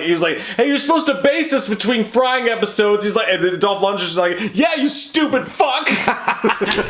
Shit was great. I remember when they fought the diaper dandies in the sauna. Oh, and they had the diaper dandies, and I mean, I'm talking about these were traditional fucking Japanese garb where the thong was right up the crack and they could taste the crust. Lots of titties and butt cheeks. Yeah, and he was fighting. He was like, how much? He was like, Brandon was like, I always wanted a Porsche, like that. Dolph Lundgren was like that. And they had this whole fucking fight sequence with like diaper dandies. He has to fight a sumo wrestler underwater with a knife. That's the one I was talking about. He looked like Hondo from Street Fighter. Yeah. But yeah, it was a cool scene. It was great, yeah. And so you move forward when Brandon Lee and Dolph Lundgren are attacking the Red Dragon Brewery to finally bring down Shang Tsung and Tatsu's organization. They get in there, they start fucking shit up. It's badass, like AK-47s, goddamn M16 shooting, all the early 90s action. Can I get some stimulus package? Like good stuff that you like. And then you go, and it gets like, I liked Brandon Lee too. Like when he had that one-on-one with Tatsu. And he was like, you have the right to remain silent. You have the right to an attorney. He's like, and you have the right to catch on fire. And he killed his ass. I thought that was so corny, but so cool. At the end, when he drops the lighter into the pit, he's like, you have the right to remain dead. That was great, yeah. And then, remain dead, that's what it was. And then they go out in the streets, and then Dolph Lundgren has this one-on-one with Shang Tsung. And again, I don't want to be disrespectful with the guy, because the guy's awesome. They all were great in the film. I think it's Kerry Fukuhama or something. I'm fucking that name up, but I know it's Kerry something. But that's the villain in this movie. They have this one-on-one, and basically Dolph Lundgren calls out for being a pussy and not using traditional weapons. It's like, you shot me in the chest and I'm still walking around. He's like, well, you a coward? And they have a samurai sword and they want to fight like traditional samurai. They just stumbled on top of like Little China's parade, so there's like all these samurai guys walking around. I love it. But you had a Lethal Weapon, Tango and Cash movie that lands in a Lionheart Bloodsport format because they're in the middle of this street with all this, the parade just stops and watches them fight, and they fight with samurai swords, and you get your final fight. But the only thing I actually didn't like about the movie, and we talk about how it ends in a second, but the only thing I didn't like about the movie is that I love Brandon Lee and Dolph Lundgren both so much. Yeah. But they kind of, Like, it started out as equals. It started out as like a Lethal Weapon Tango and Cash, but they kind of decided to focus solely on Dolph Lundgren and make him a huge badass. His movie. And they, but they nerfed Brandon Lee a little bit. So, like, at the end, like, Brandon Lee was basically the sidekick at that point. So the final part of the movie just focuses on Dolph versus this guy who's killed his parents. But the only thing I didn't like about the movie was that midway they kind of started to push Brandon Lee aside a little bit, and he was fucking awesome in this movie. He was great. You could see the Crow stuff coming through. Like, dude, it's so fucking depressing. I guess man. it's not just a good day to be a bad guy, huh? It's so depressing. He sounds like Paul Walker when he talks. When you watch him talk, like, his diction is so good, and he delivers every single line, whether it's comedy or serious or whatever. Diction.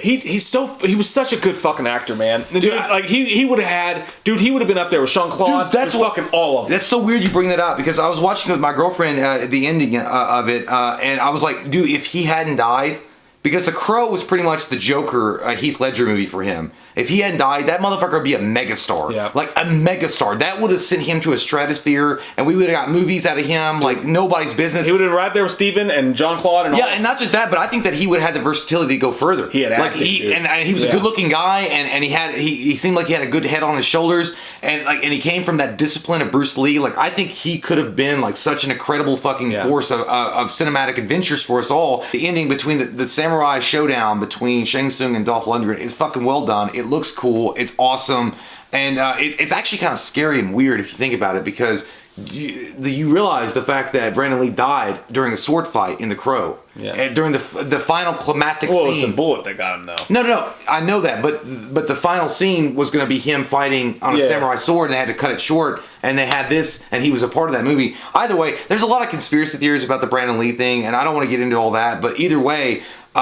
man, it's a phenomenal movie, and I'm glad I got to watch it. I'm going to give the movie a 9.0. I fucking love the shit out of this movie. I give it a 9.0 too. It's one of my favorite action movies of all time. I love the ties. It's some of the best worlds of, and I think that Mark Lester, he got so fed up with this when he directed this movie and Warner Brothers shit on it. He got so fed up with it that he stopped making big studio films and he started funding his own films, which is why I think that you don't see Mark Lester's name up there with like the John McTiernans of the world, the Die Hard Predators, because he got fed up with it. And I agree with him, man. Don't you name drop me, you little silly bastard. This was a movie that could have been fucking huge in its time, and I don't know why it wasn't.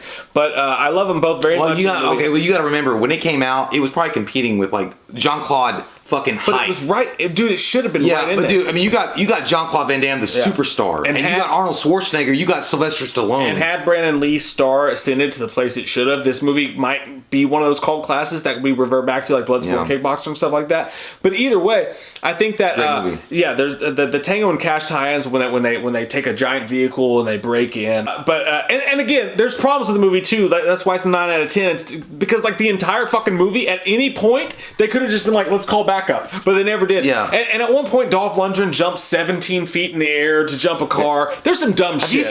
Have you seen his legs? It's fucking huge. They're huge. There's some dumb shit in the movie. Don't get me wrong. It's not perfect, but it's a fun, lovable, not perfect, wild, fucking charismatic movie. But I love the scene at the end of that. Like 2 scenes later, they're arguing. He's like, but if we do this, we're going to do it right. And we're going to do it from the start to the finish. And then when we're done, we're going to go back to that sushi restaurant and we're going to eat raw fish off those naked chicks. And they're like, yeah! And then they even do the high five thing, which is great. And like, I like the fact that when he got mad too, when that whole situation happened, when he got out of the driver's side, he was like, all right, listen to me, you Zen Master Samurai fucking asshole. Like, it was so good, man. Again, you and I have had so many fights just like that. Yeah, the relationship was perfectly built, and it was nostalgic as fuck. And like, that's how, like, I don't know, for me anyway, I wish to God there'd be a director out there or a screenwriter or a producer that'd be like, you know what, I want to bring that back. I want to bring that magic back and those action movies back where it was just like, it was wholesome. There was no sexual innuendo. We're not trying to do a political fucking movie here. There's no SJW shit going on. It's just a straight up fucking action movie with buddy cop kind of feels going out throughout. And let's have a good time. But unfortunately, we probably never get that again. But check this movie out if you've never seen it. It was fucking awesome. Showdown in Little Tokyo. Watch it, you motherfuckers. Michael, you can't look at this one. There's another coffee mug. You can't look at this one. I don't want to get the wrong You're not allowed to look. Look that way at the wall again for 15 years. Look that way. You see what it says? You see. Apparently they are still doing pretty well. They have coffee mugs. No, Michael, you've got to work on your guts. All right, moving on with the reviews. Another Patreon special for our From home. Preston. You're an awesome fucking dude, Preston. Preston. Thank you for being our friend and our Patreon. And again, guys, we have a thing where weekly we pick a new Patreon and we let them pick one of the reviews we do of the week. But only if we like you. Link is down below if you want to Only if get we like involved with the nakedness of the night. Kidding. Pieces. Grindhouse film of the 80s. Pieces. Cut my life into pieces. This is my last chainsaw. Suffocation. Guy can't take it. Gonna put a sweeter in my mouth. Oh, caking. You know what the fuck you're in for when the second Pieces starts off. There's this little kid. There's a little fucking kid in his room, and he's just sitting there being a good kid. But then the camera pans out, and he realizes he's putting together a puzzle of this naked chick with That girl bush looked good. and everything. And then his mom walks in. Pie? Hat pie? His mom walks in, and she's like, "What is this nasty shit?" And she's like, "You're just like your father with this fucking porn." And the kid's like 10 years old, and she's like, "You disgust me." She's like, "Go and get me a trash bag. I'm gonna burn it all. I feel like I'm gonna end this now." I feel like if it was today, they would have I think it was pieces. Dave. I hear them, and when they fall, I follow. And she's like hardcore at him. She's like, "You disgust me, you piece of shit." And at first she Kind of turned me on a little bit. She's kind of hot. She's hot. Yeah, She's pretty it kind hot. of turned me. I was like, "Why don't you talk to me like that in the bedroom?" He had a hot mob. And all of a sudden the camera pans back and the kid's sitting there holding an axe. And he hits her with the axe. But it's so bad because when he hits her with the axe, it doesn't go into her skull. It just bounces off. It's like... She had a thick skull. What a hard head. So the kid kills his mom with an axe. And then the cops show up with their fucking mustache. Just like, "Let's go upstairs and investigate." I was like, "Do not pass go. Do not collect $200." Like he had the same fucking mustachio. But the fucking black caterpillar. The fucking black caterpillar. Dangerous and venomous. They go upstairs to investigate, and the kid's mom's head is over here, her legs were over there. His head's in a closet. The mom's head's in a closet, and the kid's in another room. He's like, "Where's my mom? Where's my fucking mom?" And they're like, "Oh God, Cleaning out my closet. I gotta steer my headphones." That was 3. There will not be a 4th. But then it moves on to the future, and then there's this college, and there's just a cheerleader out in the field, like, "Oh, I'm a cheerleader," and this dude just picks up a fucking chainsaw, and just like it's nothing. They have Super Saiyan chainsaws. He cuts her fucking head off, and she's laying there, and it's nasty That was looking. a cool It's like effect, a turkey though. gobble. It was cool. Yeah, it looked fucking It awesome. looked awesome. And that guy, they also like the camera focuses on the gardener or the maintenance worker, and I think that's the cocksucker from the Popeye movie. Like, what's the bad guy that goes after Popeye in olive oil? I thought Is he it Baloo? No, What I the fuck thought is he his looked. name? I thought he looked just like Popeye. He looks like Kevin James playing Popeye. He's in the whole movie, and it's this big gardener dude who's like chainsawing trees outside. But the whole movie, he's like got one eye closed. He's like, yeah. Every time he shows up on screen, he's like, yeah. But he looked like the villain on Bluto. It was him. I'm just saying, it's weird because I thought he looked like Popeye mixed with Kevin James. Like, because he looked like he just hit some spinach and he was like... Yeah, dude, it's weird. Okay, so that movie, Popeye, came out in 1980.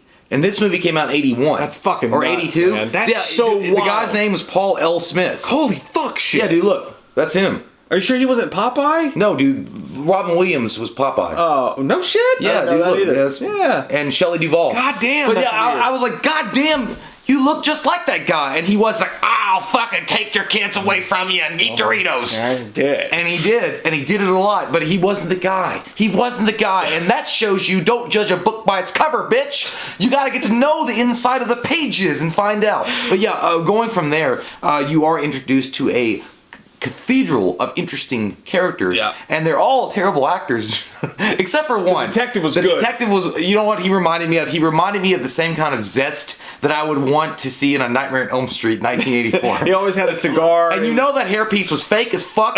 It was faker than the fucking Orville Redenbacher butter. That shit was fake as shit. But either way, you're introduced to that. The killer is on the loose on the Boston colleges, Boston College, and one of the more interesting death scenes, I think. It wasn't interesting. It was just so stupid. the pool death scene, and that girl was hot, dude. Yeah. Like, and by the way, I'll also point out, like, So much tea in it. I never, yeah, there was a ton. I never really thought girls from the early '80s were like, there were a couple that were really attractive, creatures. You refer to them as rocket titties. Rocket titties. They always had like this rocket titty and weird face that they weren't interested at all. They almost looked leftovers from the 1940 housewife. Like they just didn't have like that sex appeal like the early '90s girls did with their thongs. But but these girls were all attractive. They were very, very attractive girls. And when in the pool scene, when she's like stripping down and doing this whole thing, the guy takes a fucking a goddamn pool cleaner net and somehow chokes her. Okay, chokes her to death by putting it over her head. Which Mike and I did when I had a pool, but when we were a kid, we put it over each other's head. You can duck down. You're not trapped.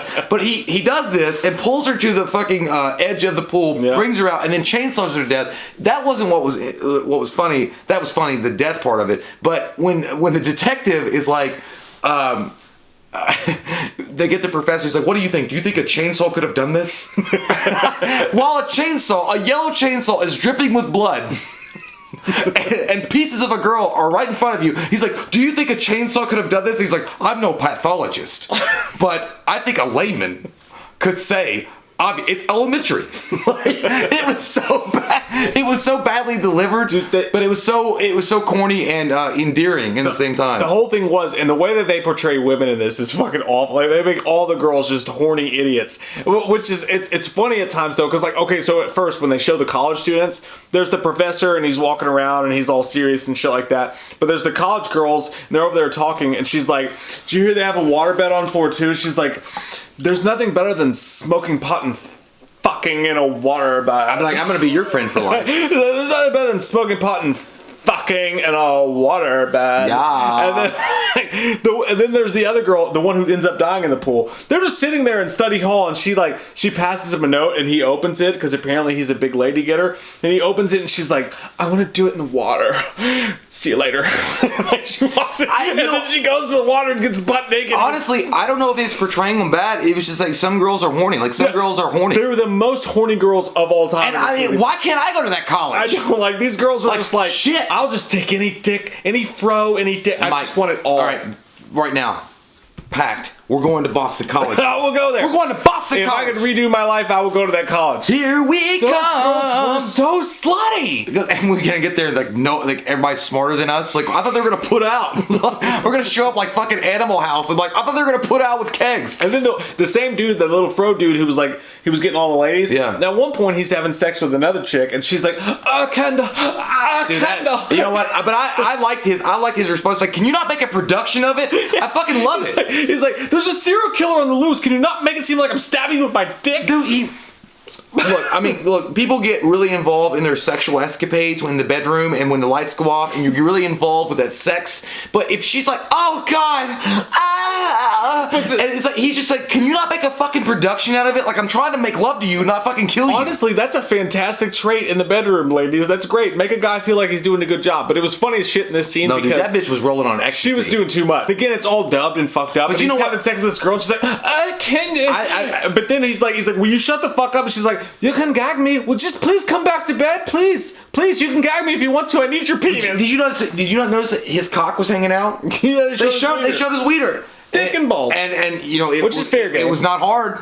No, it was soft. So that guy was not. She wasn't doing a good job. Totally average. Fucking fake. Respect to average wieners everywhere. There you go. Good for us, gentlemen. 5.5 inches. All right. Drinking it down. Mm-hmm. Okay, but no, at the same time, yeah, that shit was too much. I mean, it was almost like he wasn't even attractive. He looked like Mahoney from Bullet. He looked like Steve Guttenberg. He did, but Steve Guttenberg slayed ass. I know, but he slayed looked ass. like Steve Guttenberg. He had that like innocent face, and he was kind of fun or whatever. I don't know. I mean, that was in the '80s. Who the fuck cares? Every bitch was on cocaine and X, and they were smoking weed. Yeah, dude. But either way, so that happens, and also I want to talk about the nerdy friend. What a fucking waste of a character. Funny as fuck. I loved him, And I feel like they should have put him in the movie more because every time he was on screen, I laughed my ass off. Like he goes to this one girl, he was like, "Hey, what are you doing later on?" To that girl that's at the library, and she's like, "Oh, slaying with a withering look. Who gives a shit?" And then he walks off. I'm like, man, that confidence is golden. You're fucking on your way. You're on your way, sir. I like that guy. Even when he was like, "Hey, I'm with the stud of the campus." Even though the dubbing was really off, like his comedy lines landed like a motherfucker. But did you notice how bad the editing was though in certain parts? Like there's one part where before the detective talks to Steve Guttenberg and his geeky friend, when he was like, "I'll see you later," and then he's like, "Hey, where are you guys going?" Like it was like it was worse than William Shatner's acting on Star Trek. Like it was like fucking the worst goddamn corny cardboard thing you could ever see. The guy was literally like he had just read it. He was like, "I'll see you later, huh?" The whole movie's like that too. But the kills, there's certain kills in there that are actually really good. And like you mentioned earlier, the special effects that they do. So you got the cheerleader getting her head cut off, the mom getting the pool the axe that won't go into her fucking head. It's like, there's another scene where the aforementioned waterbed kill happens. That's a cool one. And he's stabbing her, and he does what Michael did to Marie and Singh or whatever her name is. I think it's Singh. Yeah, where he stabs her in the neck, cool as fuck, and it comes out the mouth. But then like her booty's showing more and more as he stabs her more. Well, and more. did you feel like a perv though? Because I was like watching it. And it was like I was too. I was like, can you I just kept focusing on her butt. I was like, can you flap it up a little bit more so I can see the cheeks? Meanwhile, she's getting stabbed. Can I see the cheeks? But there's some Scarface shit too, and there's another scene where he literally takes the chainsaw and he cuts her in half, and they show it. I know. He just hits her right in the fat pocket, and she wasn't fat, but I mean, right Hot in the fat pocket. Pizza in the morning, pizza in the evening, pizza at supper time. When pizza's on a bagel, you can have pizza anytime. You get that but he cuts her right in half, and you can see that shit. And then the leftover body that's just sitting there like a half torso on the floor, look good as fuck. Well, no, what I was gonna say, okay, yeah, that was a badass scene. What I was gonna say was it has a whodunit kind of thing going out through the entire film, and at the elevator scene specifically. The motherfucking killer dresses like the Shadow from Alec Baldwin, 1994. He's like, he looks like the Shadow, dude. He's like, "Oh, who knows what lurks in the hearts of men? The Shadow knows." Like he walks around creeping around with his fucking top hat, and he's got like a fucking mask. It looks like Shadow, but he meets the girl at the elevator, and she said, "Oh, it's you." So you know throughout like the movie that the perspective of the victim, they know him. Yeah. And when he fucks that bitch up in the elevator, he I thought she might the one girl that got sawn in half at the pool or the tennis court was really bad. That was rough. But this bitch got both her arms fucking cut off. All right, he goes like nothing. He's cutting butter. And then it was like the bodyguard when he throws up her scarf. He's like, "Look how sharp my samurai." And I like the detective came in later on. He was like, "Is there a chance?" It's like, "No way." Like it was like, "What are you talking about?" She fucking had both her arms chopped off, and she's been bleeding out like a stuck pig. But yeah, dude, the death scenes are really memorable and they're cool. It wasn't until you get, and you know, again, you got to take all this with a grain of salt. Like, you know, I mean, like it's bad acting. It's not amazingly, but it's so entertaining. Like all the way through. It's not a fucking Tarantino movie or by any stretch of the imagination. It's not even Friday the 13th, which by the way is really cool. There's a scene with that one girl who's faking the orgasm with him. If you look on the wall, it's Friday the 13th. Oh, that's dope as shit. Yeah, it's cool. Like they do nod a little bit to that direction and give them, you know, sustenance. Give you a respect. Okay, fucking drunk Sylvester Stallone learning that his white cheek. I don't know. You can't win, Rock. I never can win.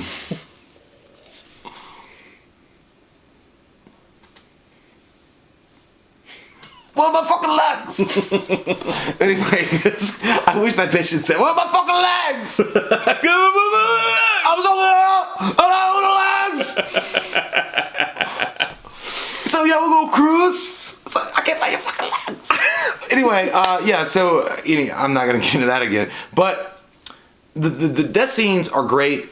The overall scheme of the movie, it's a 1981 movie, and it's low budget, and it's cool though. It's fun. It's definitely, it's a movie that when you watch it, you've got to expect that it's not going to be the greatest acted movie in the world, and it's not going to be one of those like Halloween films or anything like. Not even Friday the 13th level. Like Friday the 13th, part 1 and part 2. those were kind of like, okay, it had a whodunit, but it had like a certain feel about it. Like it was cool. You know, it had like its own monster energy going throughout it. This one, I don't know. It's like, so you invited me to your pizza party and I'm here. Let's do cannonballs in the pool. Like it was fun. It's a fun experiment or experience for everybody to watch. The ending was wow. It's really funny to show how times have changed. Because not only does that bitch spike that one girl's drink, that they still do that. But when she was talking to him about the one professor, and he was like, "Well, he is homosexual." I've learned that he actually came to me and told me he was homosexual, and as long as he keeps that at his house, there's no issue. I think he's more bothered by it than I am. Yeah, it was weird. He's like, you know, he did attack me once. And you find out, what you ultimately find out is the dean is behind all of this. The dean is the one that grew up as a little boy that got traumatized, and he's had an obsession with young women the entire time. And throughout the entire film, by the way, you see him trying to do the puzzle again. And you also see the body, and he's sewing them up little bits at a time. That's fucked up. That's weird. What really strikes your fancy and it goes from a where in the world is Carmen Sandiego. It goes from a delisted fucking movie to probably a B+.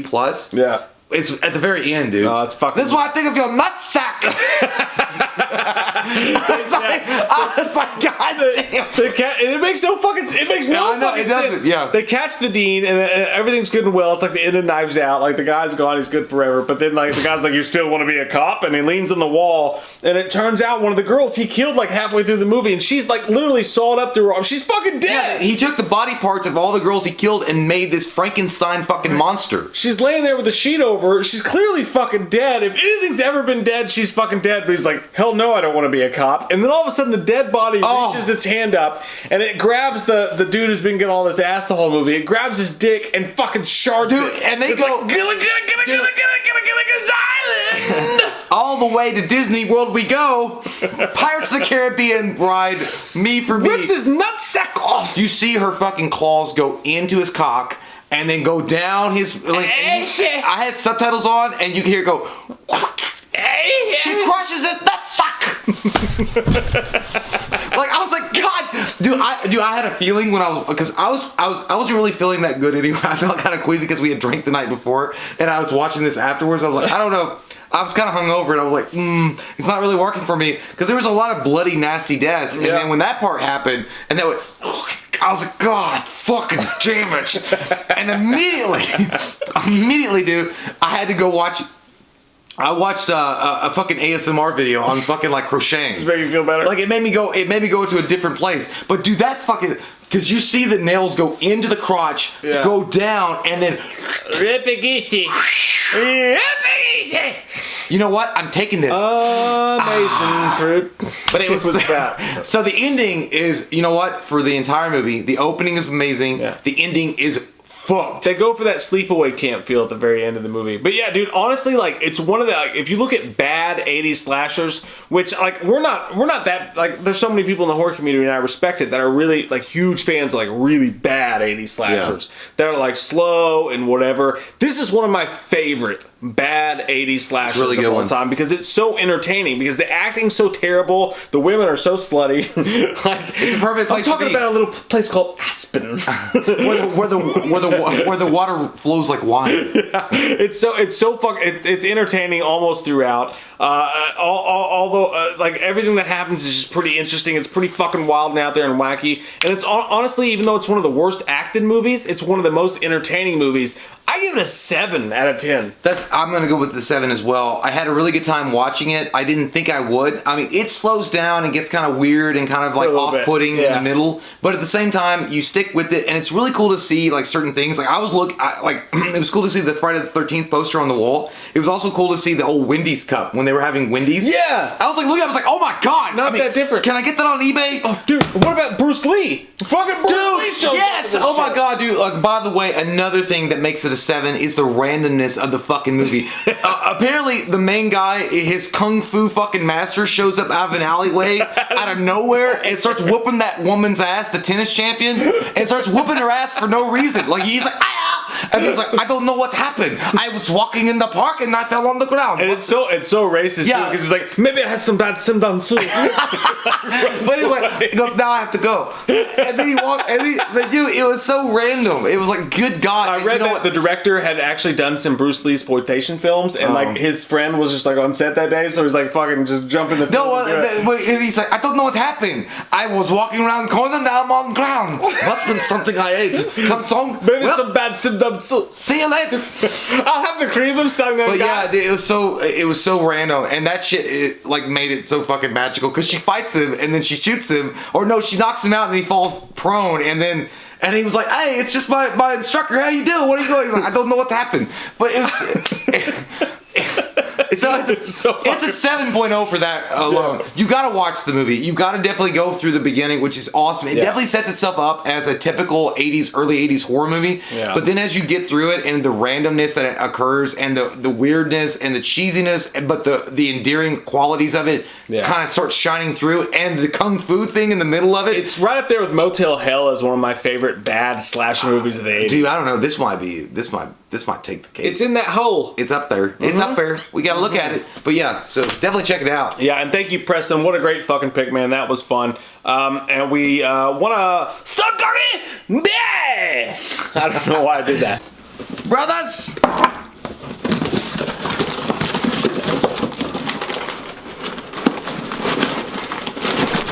You are hitting my wiener! Stop it! You will have one after you fucking lessons in maintaining your patience. No, now you're not gonna get it. Cookies, trade, done!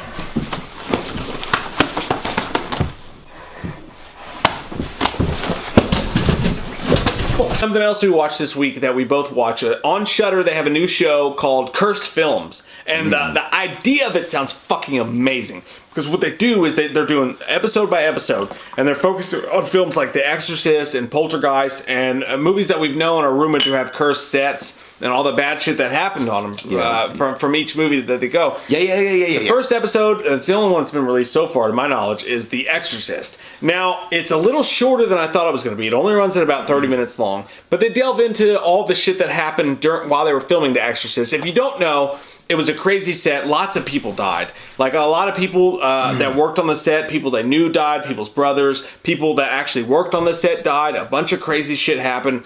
The classic scene where Reagan is in the hospital and she's getting the CAT scan or whatever it was. One of the guys that was actually there, he was actually in the shot, turned out to be a real life murderer. You know what? But I feel like that urban, like, you know, it's a great documentary, okay? And like, I'm hopeful for, it's a 5-point documentary. They're gonna release the extra episodes later on. It's put together really well. It's phenomenal. It looks well. It looks good. But everybody kind of knew that it wasn't an urban legend, but it was kind of already known that the killer, that they did film a killer, and Friedkin, I think that's the director's name.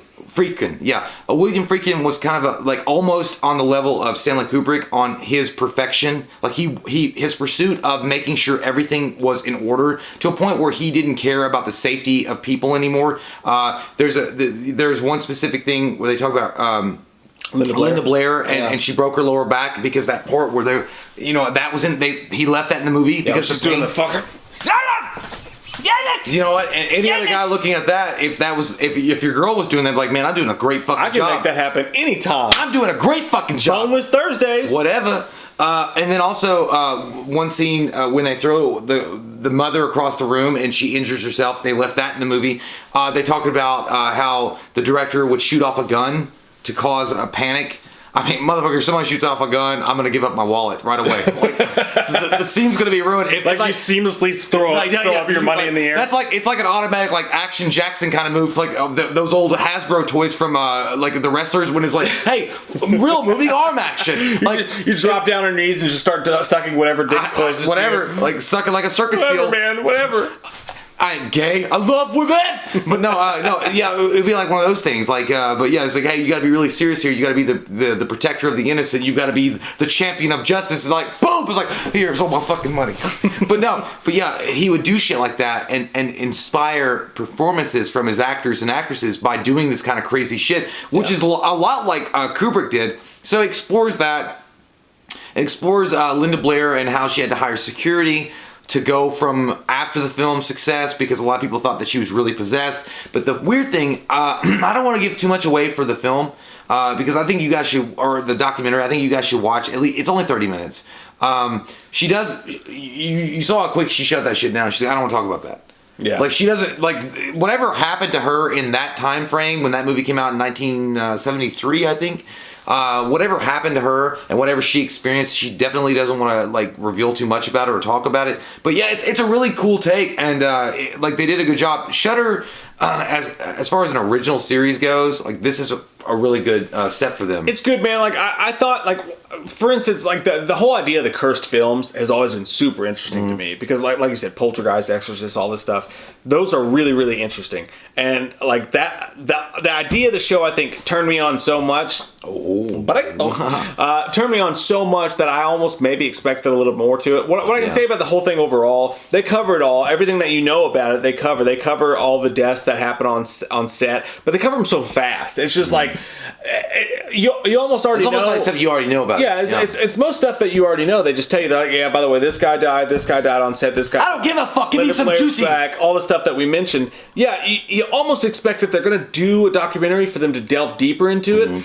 That was a little bit disappointing, but I will say that the way it's filmed, the cinematography looks so good. The overlay's so good. I kind of, and you never wish this with a documentary, but I actually wish that the narrator was a little bit more sensationalistic about it because it was just kind of like matter of fact, like, yeah, this guy died. It was very matter of fact, and it wasn't that like there's not that much of an ambience or a mood to it. Like they just kind of tell you how it is, and they've got really, really good ideas. Like for instance, the artifacts that they find in the beginning of the movie, where they find Pazazu and they find that shit like that. They actually went to one of the museums. It just sounds like a fucking outdated goddamn clothing brand. Hey, I got Pazazu, motherfucker. I got that Pazazu. Oh shit, nobody's been wearing that since 1971. Sounds like the new Little Caesars product. Pazazu. They actually talked to some of the people that work at these museums about what Pazazu was and like why they mentioned that pregnant women would wear it because Pazazu's enemies would be against that. Some really interesting things in there. And it's definitely worth watching. Northern Iraq.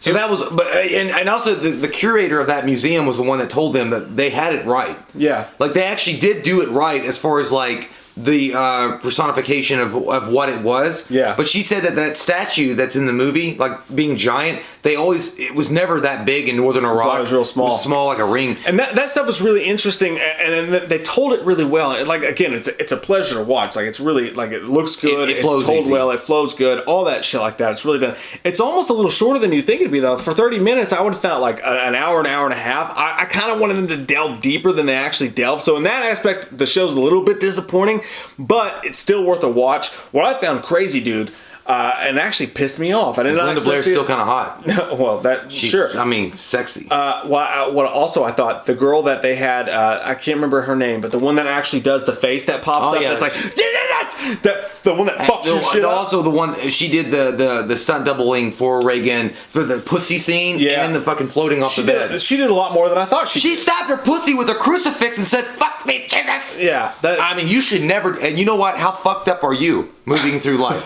How fucked up are you, sir? But I thought she was just the face. Like, it was interesting to find out. She actually did a lot of those special effects. Yeah. Like, a lot of the hovering shit, a lot of that stuff. But it was really good to find that stuff out. And also, what I found interesting was all of a sudden they take a sharp turn in this documentary. And again, it's only 30 minutes. But they talk about this dude who actually does real-life exorcists. And this is exorcisms. Yeah, I didn't like that. He pissed me the fuck off. Yeah, dude. You know what? Look, I mean, no offense against people that believe in that kind of stuff at all. I get that. Like, I get it. Like, no, and I've seen some stuff on YouTube and like viral footage like of possibly real exorcisms, like audio recordings, and some other things that may be legit. And like, I mean, and definitely it probably does exist. I'm not saying it doesn't, but that shit's fucking fake as a goddamn evangelical piece. The ones they show you feels fake. Yeah, it felt fake, and they even have like while they're showing it, a voiceover of the people saying like,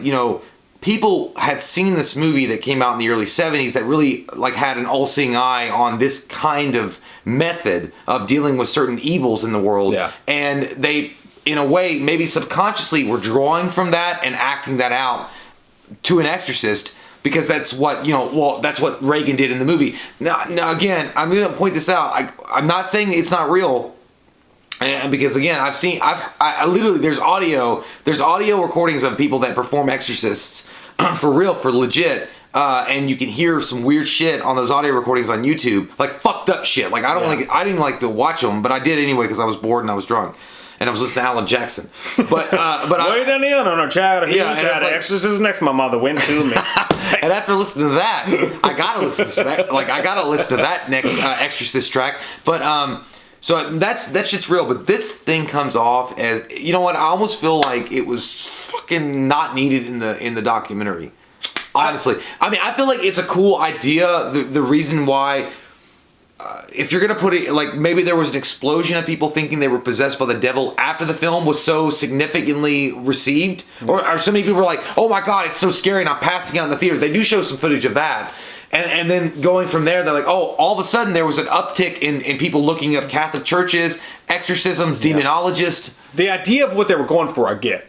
I think they chose the wrong guy. Because the guy that they chose the show, they show him. He looked like he sold seashells in a fucking Malibu house. Scott Van Pelt or Alex Van Pelt from ESPN. He sold seashells in a Malibu house with a surfboard. The guy they show, I don't believe at all. Like they show him do 2 full-on exorcisms. Now this is an excellent idea. I just feel like they chose the wrong guy because he looks, dude, it just looks fake as shit. Fake, yeah.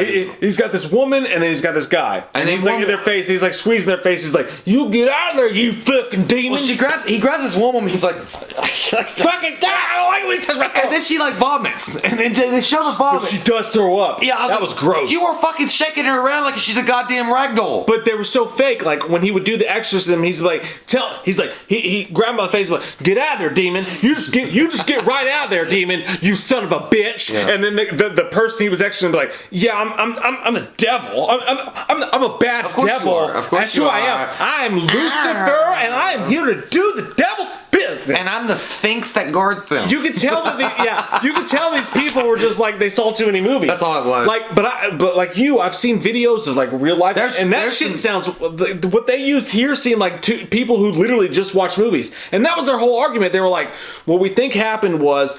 Sometimes people watch these movies and it goes in their brain what they know about Lucifer or Bazazu or whatever, and then when they think they're being possessed, and I'm not knocking these people because like sometimes the psyche can do fucked up things to you, anxiety, all that shit. It can make you think that, I'm sure, and I am sympathetic to that. I'm not making fun of the people who think they're possessed. No, I wasn't making fun of them. No, I know you're not. But I think that they really thought they were possessed. But even if you really think you're possessed and you're not, your brain's going to go to what you know, which is from the movies, which is what the show was trying to explain, and I understand that. Which they would only repeat shit that you saw in movies before, but where it fell off for me was when they were interviewing the guy about it. He's sitting there and he's like, "I absolutely think that if a young child watches a horror movie, it could lead to them being possessed." And I was like, "Are you?" I rewound it. I was like, "Did he just say?" And he did. He was like, "It is a huge danger for young people to watch horror movies because that could end up with you being possessed by the devil." And I was like, "What the fuck?" Get out of my face! Talking about Alex Van Pelt. I will tell you this. I think that those people that sought his help in the documentary that we watched, they were psychologically disturbed individuals. I think that they had been influenced really heavily by a movie like The Exorcist, and that they had mental problems on top of it. They already had mental problems. And I'm not saying like I don't know their cases. I don't know them personally. I don't know anything about them. But I'm just saying what I saw. It looked like they were already fucked up in the head, and they got it. They were faking it. And I'm not saying nothing against this guy, okay? Because I don't know this motherfucker from Adam, but he does look like Anthony Edwards. He looked like the dude was like, "Hit me up on PayPal after this." He looks like fucking Anthony Edwards from ER or Revenge of the Nerds. Yeah. And the guy was like, almost a charlatan. Sorry, almost a charlatan. Because I'm gonna tell you why. I'm gonna tell you why I think that. Because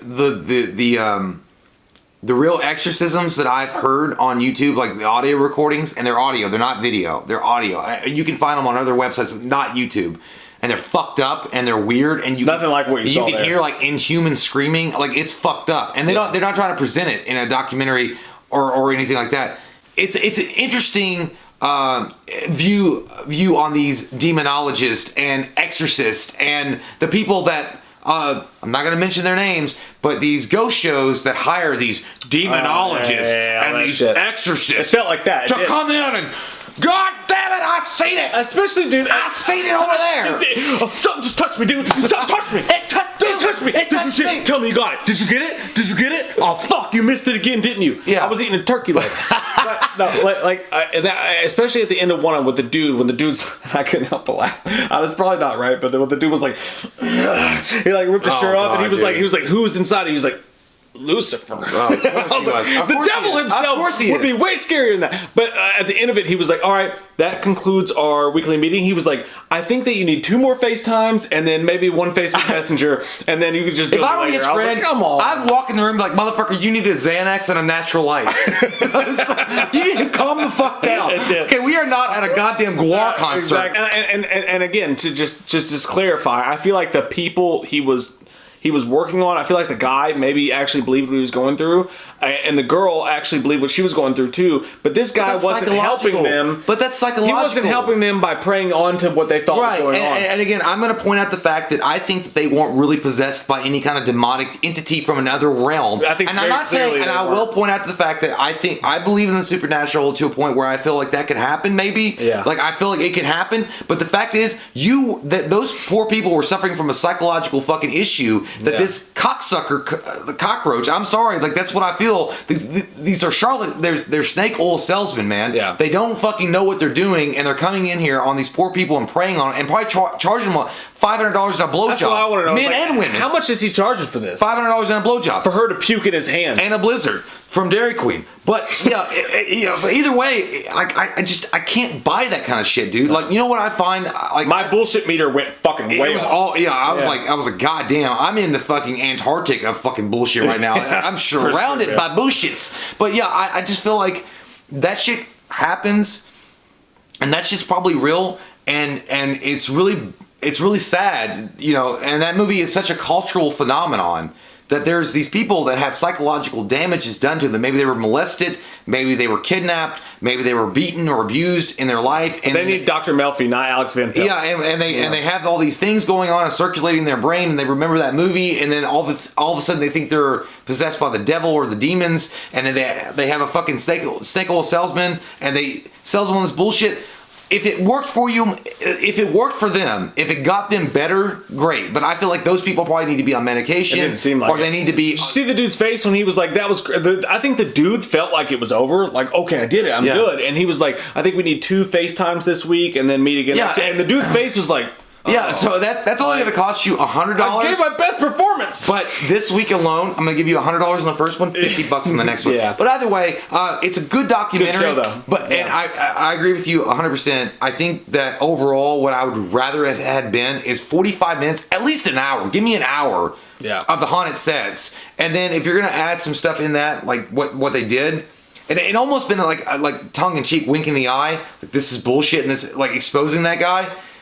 Show me some more of that, but show me some real shit. Yeah. But I think that, honestly, if you're going to have 5 episodes, that's all you're going to be scheduled for. Give me an hour and a half. Yeah. I would like to, and again, it was done well. It was well done. It was entertaining to watch. Definitely, I recommend it. I definitely recommend checking it out if you're a fan of The Exorcist. I thought they were going to go deeper into the facts that we already knew. They necessarily didn't, but it's still totally worth a watch. I definitely recommend watching. I can't wait to see the Poltergeist one. I just hope they go a little bit deeper into it. Yeah, I think it is.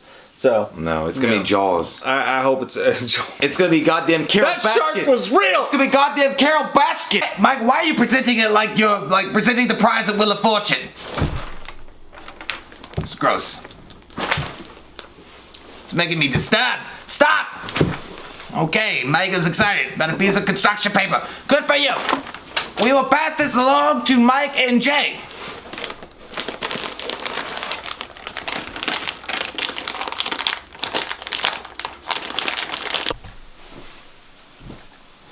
Oche wale wale, oche bang bang, oche wale wale, oche bang. What we watched this week, you sluts? Stop being so slutty. You need to pull your pants up. Take it up. Take it up. Take it up. Take it up. Put your Oshkots in your crack. Can you take me higher? What we watched this week? To the bottom of every bottle. Dude, I did not watch this much. I watched the shit ton. I did not watch this much this week. But you know what? We're not going to bore you with everything and every detail and every little tiny snippet of butt crack. I had sex with a sea muppet. I thought you were going to say a sea monkey. How did it jump on your dick from from the sea. Okay. I watched Rookie of the Year. You remember that shit?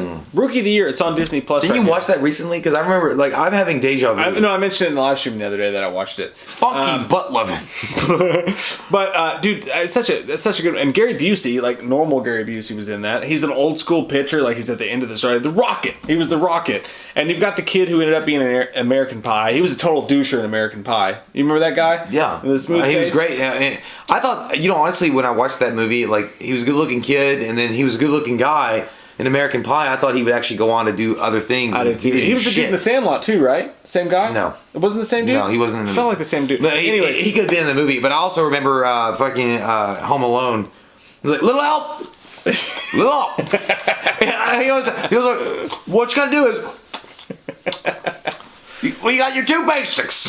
He was like, do you see what a lot of people do after the games? Is like, some put ice, some get cold ice, some do heat. What I do is I melt the ice. And then you got the best of both worlds. I was like, that's right, liquid ice. But yeah, that's on Disney Plus if you want to watch it. But Yeah, I watched a bunch of stuff. I don't want to go through every fucking thing. Well, I am, but I'm not gonna go through all of it. Final Destination 1 through 4. you watch all 4 of them? Yeah. Damn, son. It got progressively worse. It's got you a lot of free time. It does, and I hated every fucking one of them after 3 or after 2. I didn't hate them. They was just like, God damn, You're fucking up, Mac. that roller coaster. Are you serious? Put The it in roller your coaster butt. was good. No, dude. Dude, I think about like the roller coaster kill idea. The whole idea. The idea was cool, but the execution. I mean, you could have done better. Yeah, leaves a little bit to be what desired. are we in amateur league? Is this little league? I thought we were in Hollywood. Little help. And then I watched Elvira, Mistress of the Dark. Yeah. She had big titties. You know what? I wasn't. Fair enough. There's a lot of people that love that movie, and it was okay. It felt like they were going like for Pee Wee's Big Adventure kind of thing with Elvira. Yeah. It was all right, Yeah. but it just. I've never seen it. So Like her boobies, She did have big her tits. booties, her boobies are stupendous. I give you that. I also watched Teen Wolf 1 and 2. Oh, nice. You got Jason Bateman and Michael J. Fox with the greatness. Teen Wolf 2, I remember as a kid, I liked Teen Wolf 2 because he was a boxer. Yeah. Because he becomes a werewolf in the ring and he fucking fucks people up as a werewolf in the ring. That was badass. But it just didn't really capture what Teen Wolf did with Michael J. Fox and win in the end. It's been a while. Win in the end. And not to mention the fact that they replaced the actor that played Styles from the first one, and they put Styles in the second one. Totally different actor. Yeah. They kept the dad. I love the fucking dad in Teen Wolf, and then they had him in the sequel. I don't know. It was just kind of. And then I watched. Oh, dude, it's still good. It still turns my biscuits. Dredd. That's fucking amazing. Dude, Are you ready? Why in the fuck You look ready. is that goddamn movie the Mama Clan? Because Mama's not the law. I'm the law. Terrible marketing, man. Dude, Carl Urban was a fucking phenomenal force Goddamn of right he greatness was. and action and security and manliness that I wanted to hold tight in the night with. Carl Urban's like how I feel about this channel. Like, I think he's got something, but he just never gets there. Yeah, it's true. But dude, Dredd was so fucking good, man. Yeah. I remember I've seen that movie so many times. We watched it in the theater. It was badass. It pumps you full of fucking testosterone. You felt fucking good. You tried to punch a brick wall and you broke your hand, but you still felt good about it. And the Mama Clan won't ever do anything with their fucking bullshit And then drugs. you went home and you masturbated using your own tears as lubrication. I like it was just like, me. He was like, slow mo. And he was like, shh. And like, dude, god damn, he's so fucking cool though, man. Like, when he gives Mama the fucking slow mo, and he's like, it's gonna be a long way down. And remember, she's like, if my heart stops, then it's over. And he's like, he goes, all those detonations to these types of concrete. I'll take my, like, dude. It's a great movie. We need a steak wall, Steven! That's what I do in church. And then, I see those people like, yeah, he's like, tell it on the mountain. It's really terrible, man, because he did such a phenomenal job, and that was also the movie that he was pretty much auditioning for Batman. And honestly, if Ben Affleck hadn't got it, like, motherfucking Carl Urban would have been perfect. But either way, I also watched Halloween 2018. Had to revisit. Dude, that's funny as fuck. I watched like the first half of that before I fell so asleep. good. It's so good. Yeah, underrated. Also, dude, I love this movie. I don't think you liked it that much. I always love it though, just because I love the idea that there was a history that people of this particular character, and they explore it. And I love medieval stuff anyway. Dracula Untold. I haven't seen that one yet. So Oh, dude, you gotta watch it. It's fucking good. It's awesome. Going back to the Halloween 2018 though, tell me, Dave was an underrated character, man. He was likable. He's like, even when he fucked up and he was being a dick, they're like, "You're being a dick, Dave." He's like, "All right, I'm being a dick." He's like, "Hey, you want me to light this pumpkin on fire?" They're like, "Okay." Yeah, Like, I love Dave, man. I didn't mind it. I was. He could have been a main character. I think what I got drawn to was watching it again was just how fucking cool and badass and so outside the norm that I've ever seen Michael Myers when he was walking down the street on the sidewalk. Oh, he fucked shit up. And that music was going, and he was just like, "Fucking come to me, bitch!" Somebody made the greatest fucking point the other day online. I can't remember who it was, so I'm sorry if I don't remember your name.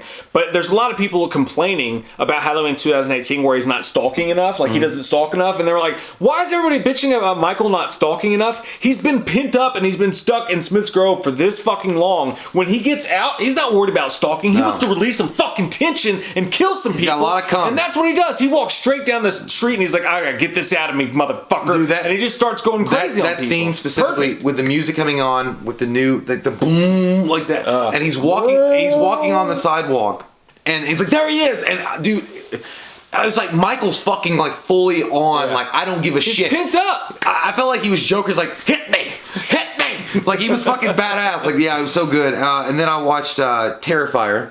I went and revisited Terrifier. It's a good movie. Crotchlet Kills. I think that's my third time watching it. It's like, it's worthy of the praise, and I like the movie, but I feel like it was more of a spectacle of what they could do with practical effects versus a storyline. Yeah. You know what I mean? Not that the story wasn't good, and obviously the guy that played Terrifier, he's a great guy. He goes to every convention. Art the Clown. He seems like an awesome guy, and the writer and director of the film seems like a cool guy. But it felt like it almost felt like it was a pitch for studios, like what I can do with practical effects. I get you, dude, because they made him so scary. They made you so scared of him, and you were really freaked out halfway through the film.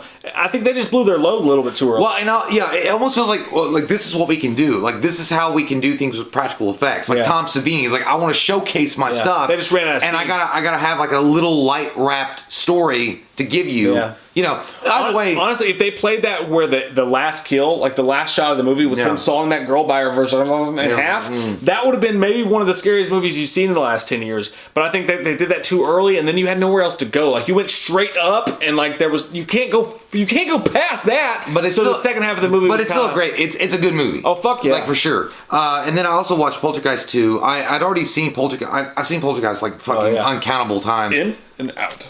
In and out. Dude, I love the guy. Before, after. Motherfucking the guy that plays Coach. Yeah. Is fucking great in both films. When they get high, he's like, before, after, before, after. He's like, I'm gonna sign it, President of the United States.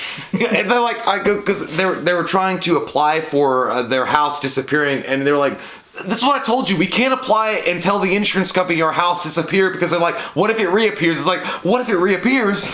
What if it reappears? And he's like, I'm gonna make a fourth claim, and this time I'm signing it as the President of the United States. and she's like, you were never a hippie. He's like, what? And then she was like, you only wanted to impress Cookie. He's like, Cookie? What you mean Cookie? But also one of the most memorable scenes in that movie. I loved fucking oh my god, what's his name? I just watched the movie. The Native American friend that they make, Taylor. Fucking love Taylor in this movie. Like love Taylor. Taylor was awesome. He definitely replaced the little short girl. She shows up in it later on, but Taylor was awesome.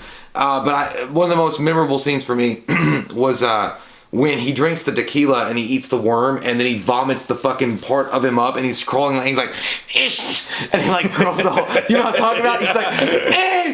And then you hear that song, and it goes, God is in his holy temple, and it's like, God damn, how much tequila did you drink? If you vomit up a full-grown, like half-grotesque zombie man, you drank too much. I want to rewatch that now. Dude, you remember that when because he gets drunk and he's sweating. Dude, God, they filmed that fucking great, man. Yeah. It looked cool.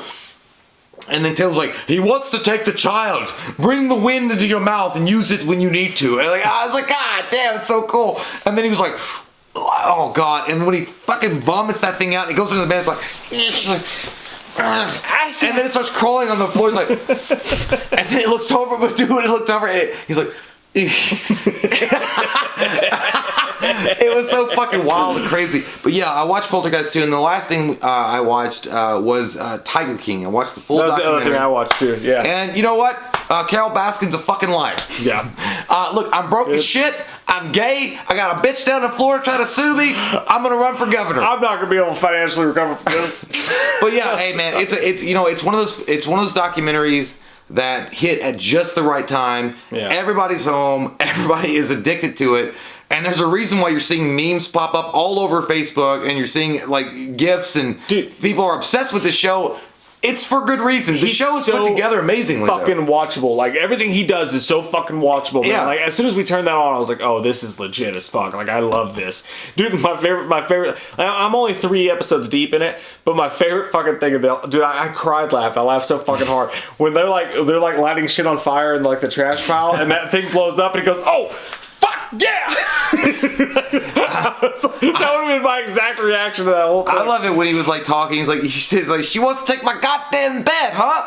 And then he throws that, and then he's like, he starts shooting. He's like, and then you hear somebody off camera going, God damn! The whole show is like, the whole, like, at least 3 episodes in. I don't know what he ends up doing. That's awful. But the whole show for me, for the first 3 episodes, was me siding with him and going like, I get where you're coming from. I get where you're coming from. But then he would say something fucking stupid, and I'd be like, oh, you can't say that. Well, you can't say that. Well, and I'm getting mad at him. I'm not going to give it away because I finished the entire the entire season or this documentary. He does some fucked up shit, but I feel like one of his associates are pretty much accurate. They hit the nail on the head.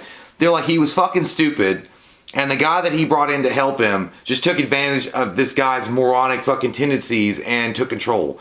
And that's all I'm going to tell you. But dude, it gets better and you get more involved in the story. Like I did see somebody on Facebook was like, well, this show sucks. I can't get into it.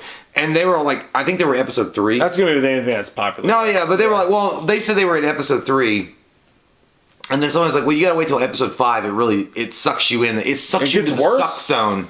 Yeah, dude. Oh shit! Like, no, you're gonna get some wild shit. Like, you get like, and dude, and he doesn't stop. Like, he gets crazier and wilder. And he's like, if I ever see Carol Baskins, this is what I'm gonna do. Oh, see, that's the kind of dumb shit I can see him doing. Well, no, he had a dummy on his show. Yeah. And then you also find out the producer. Remember his producer? Yeah. His true motive. Like, it's crazy, man. Like, the whole fucking thing feels like Game of Thrones.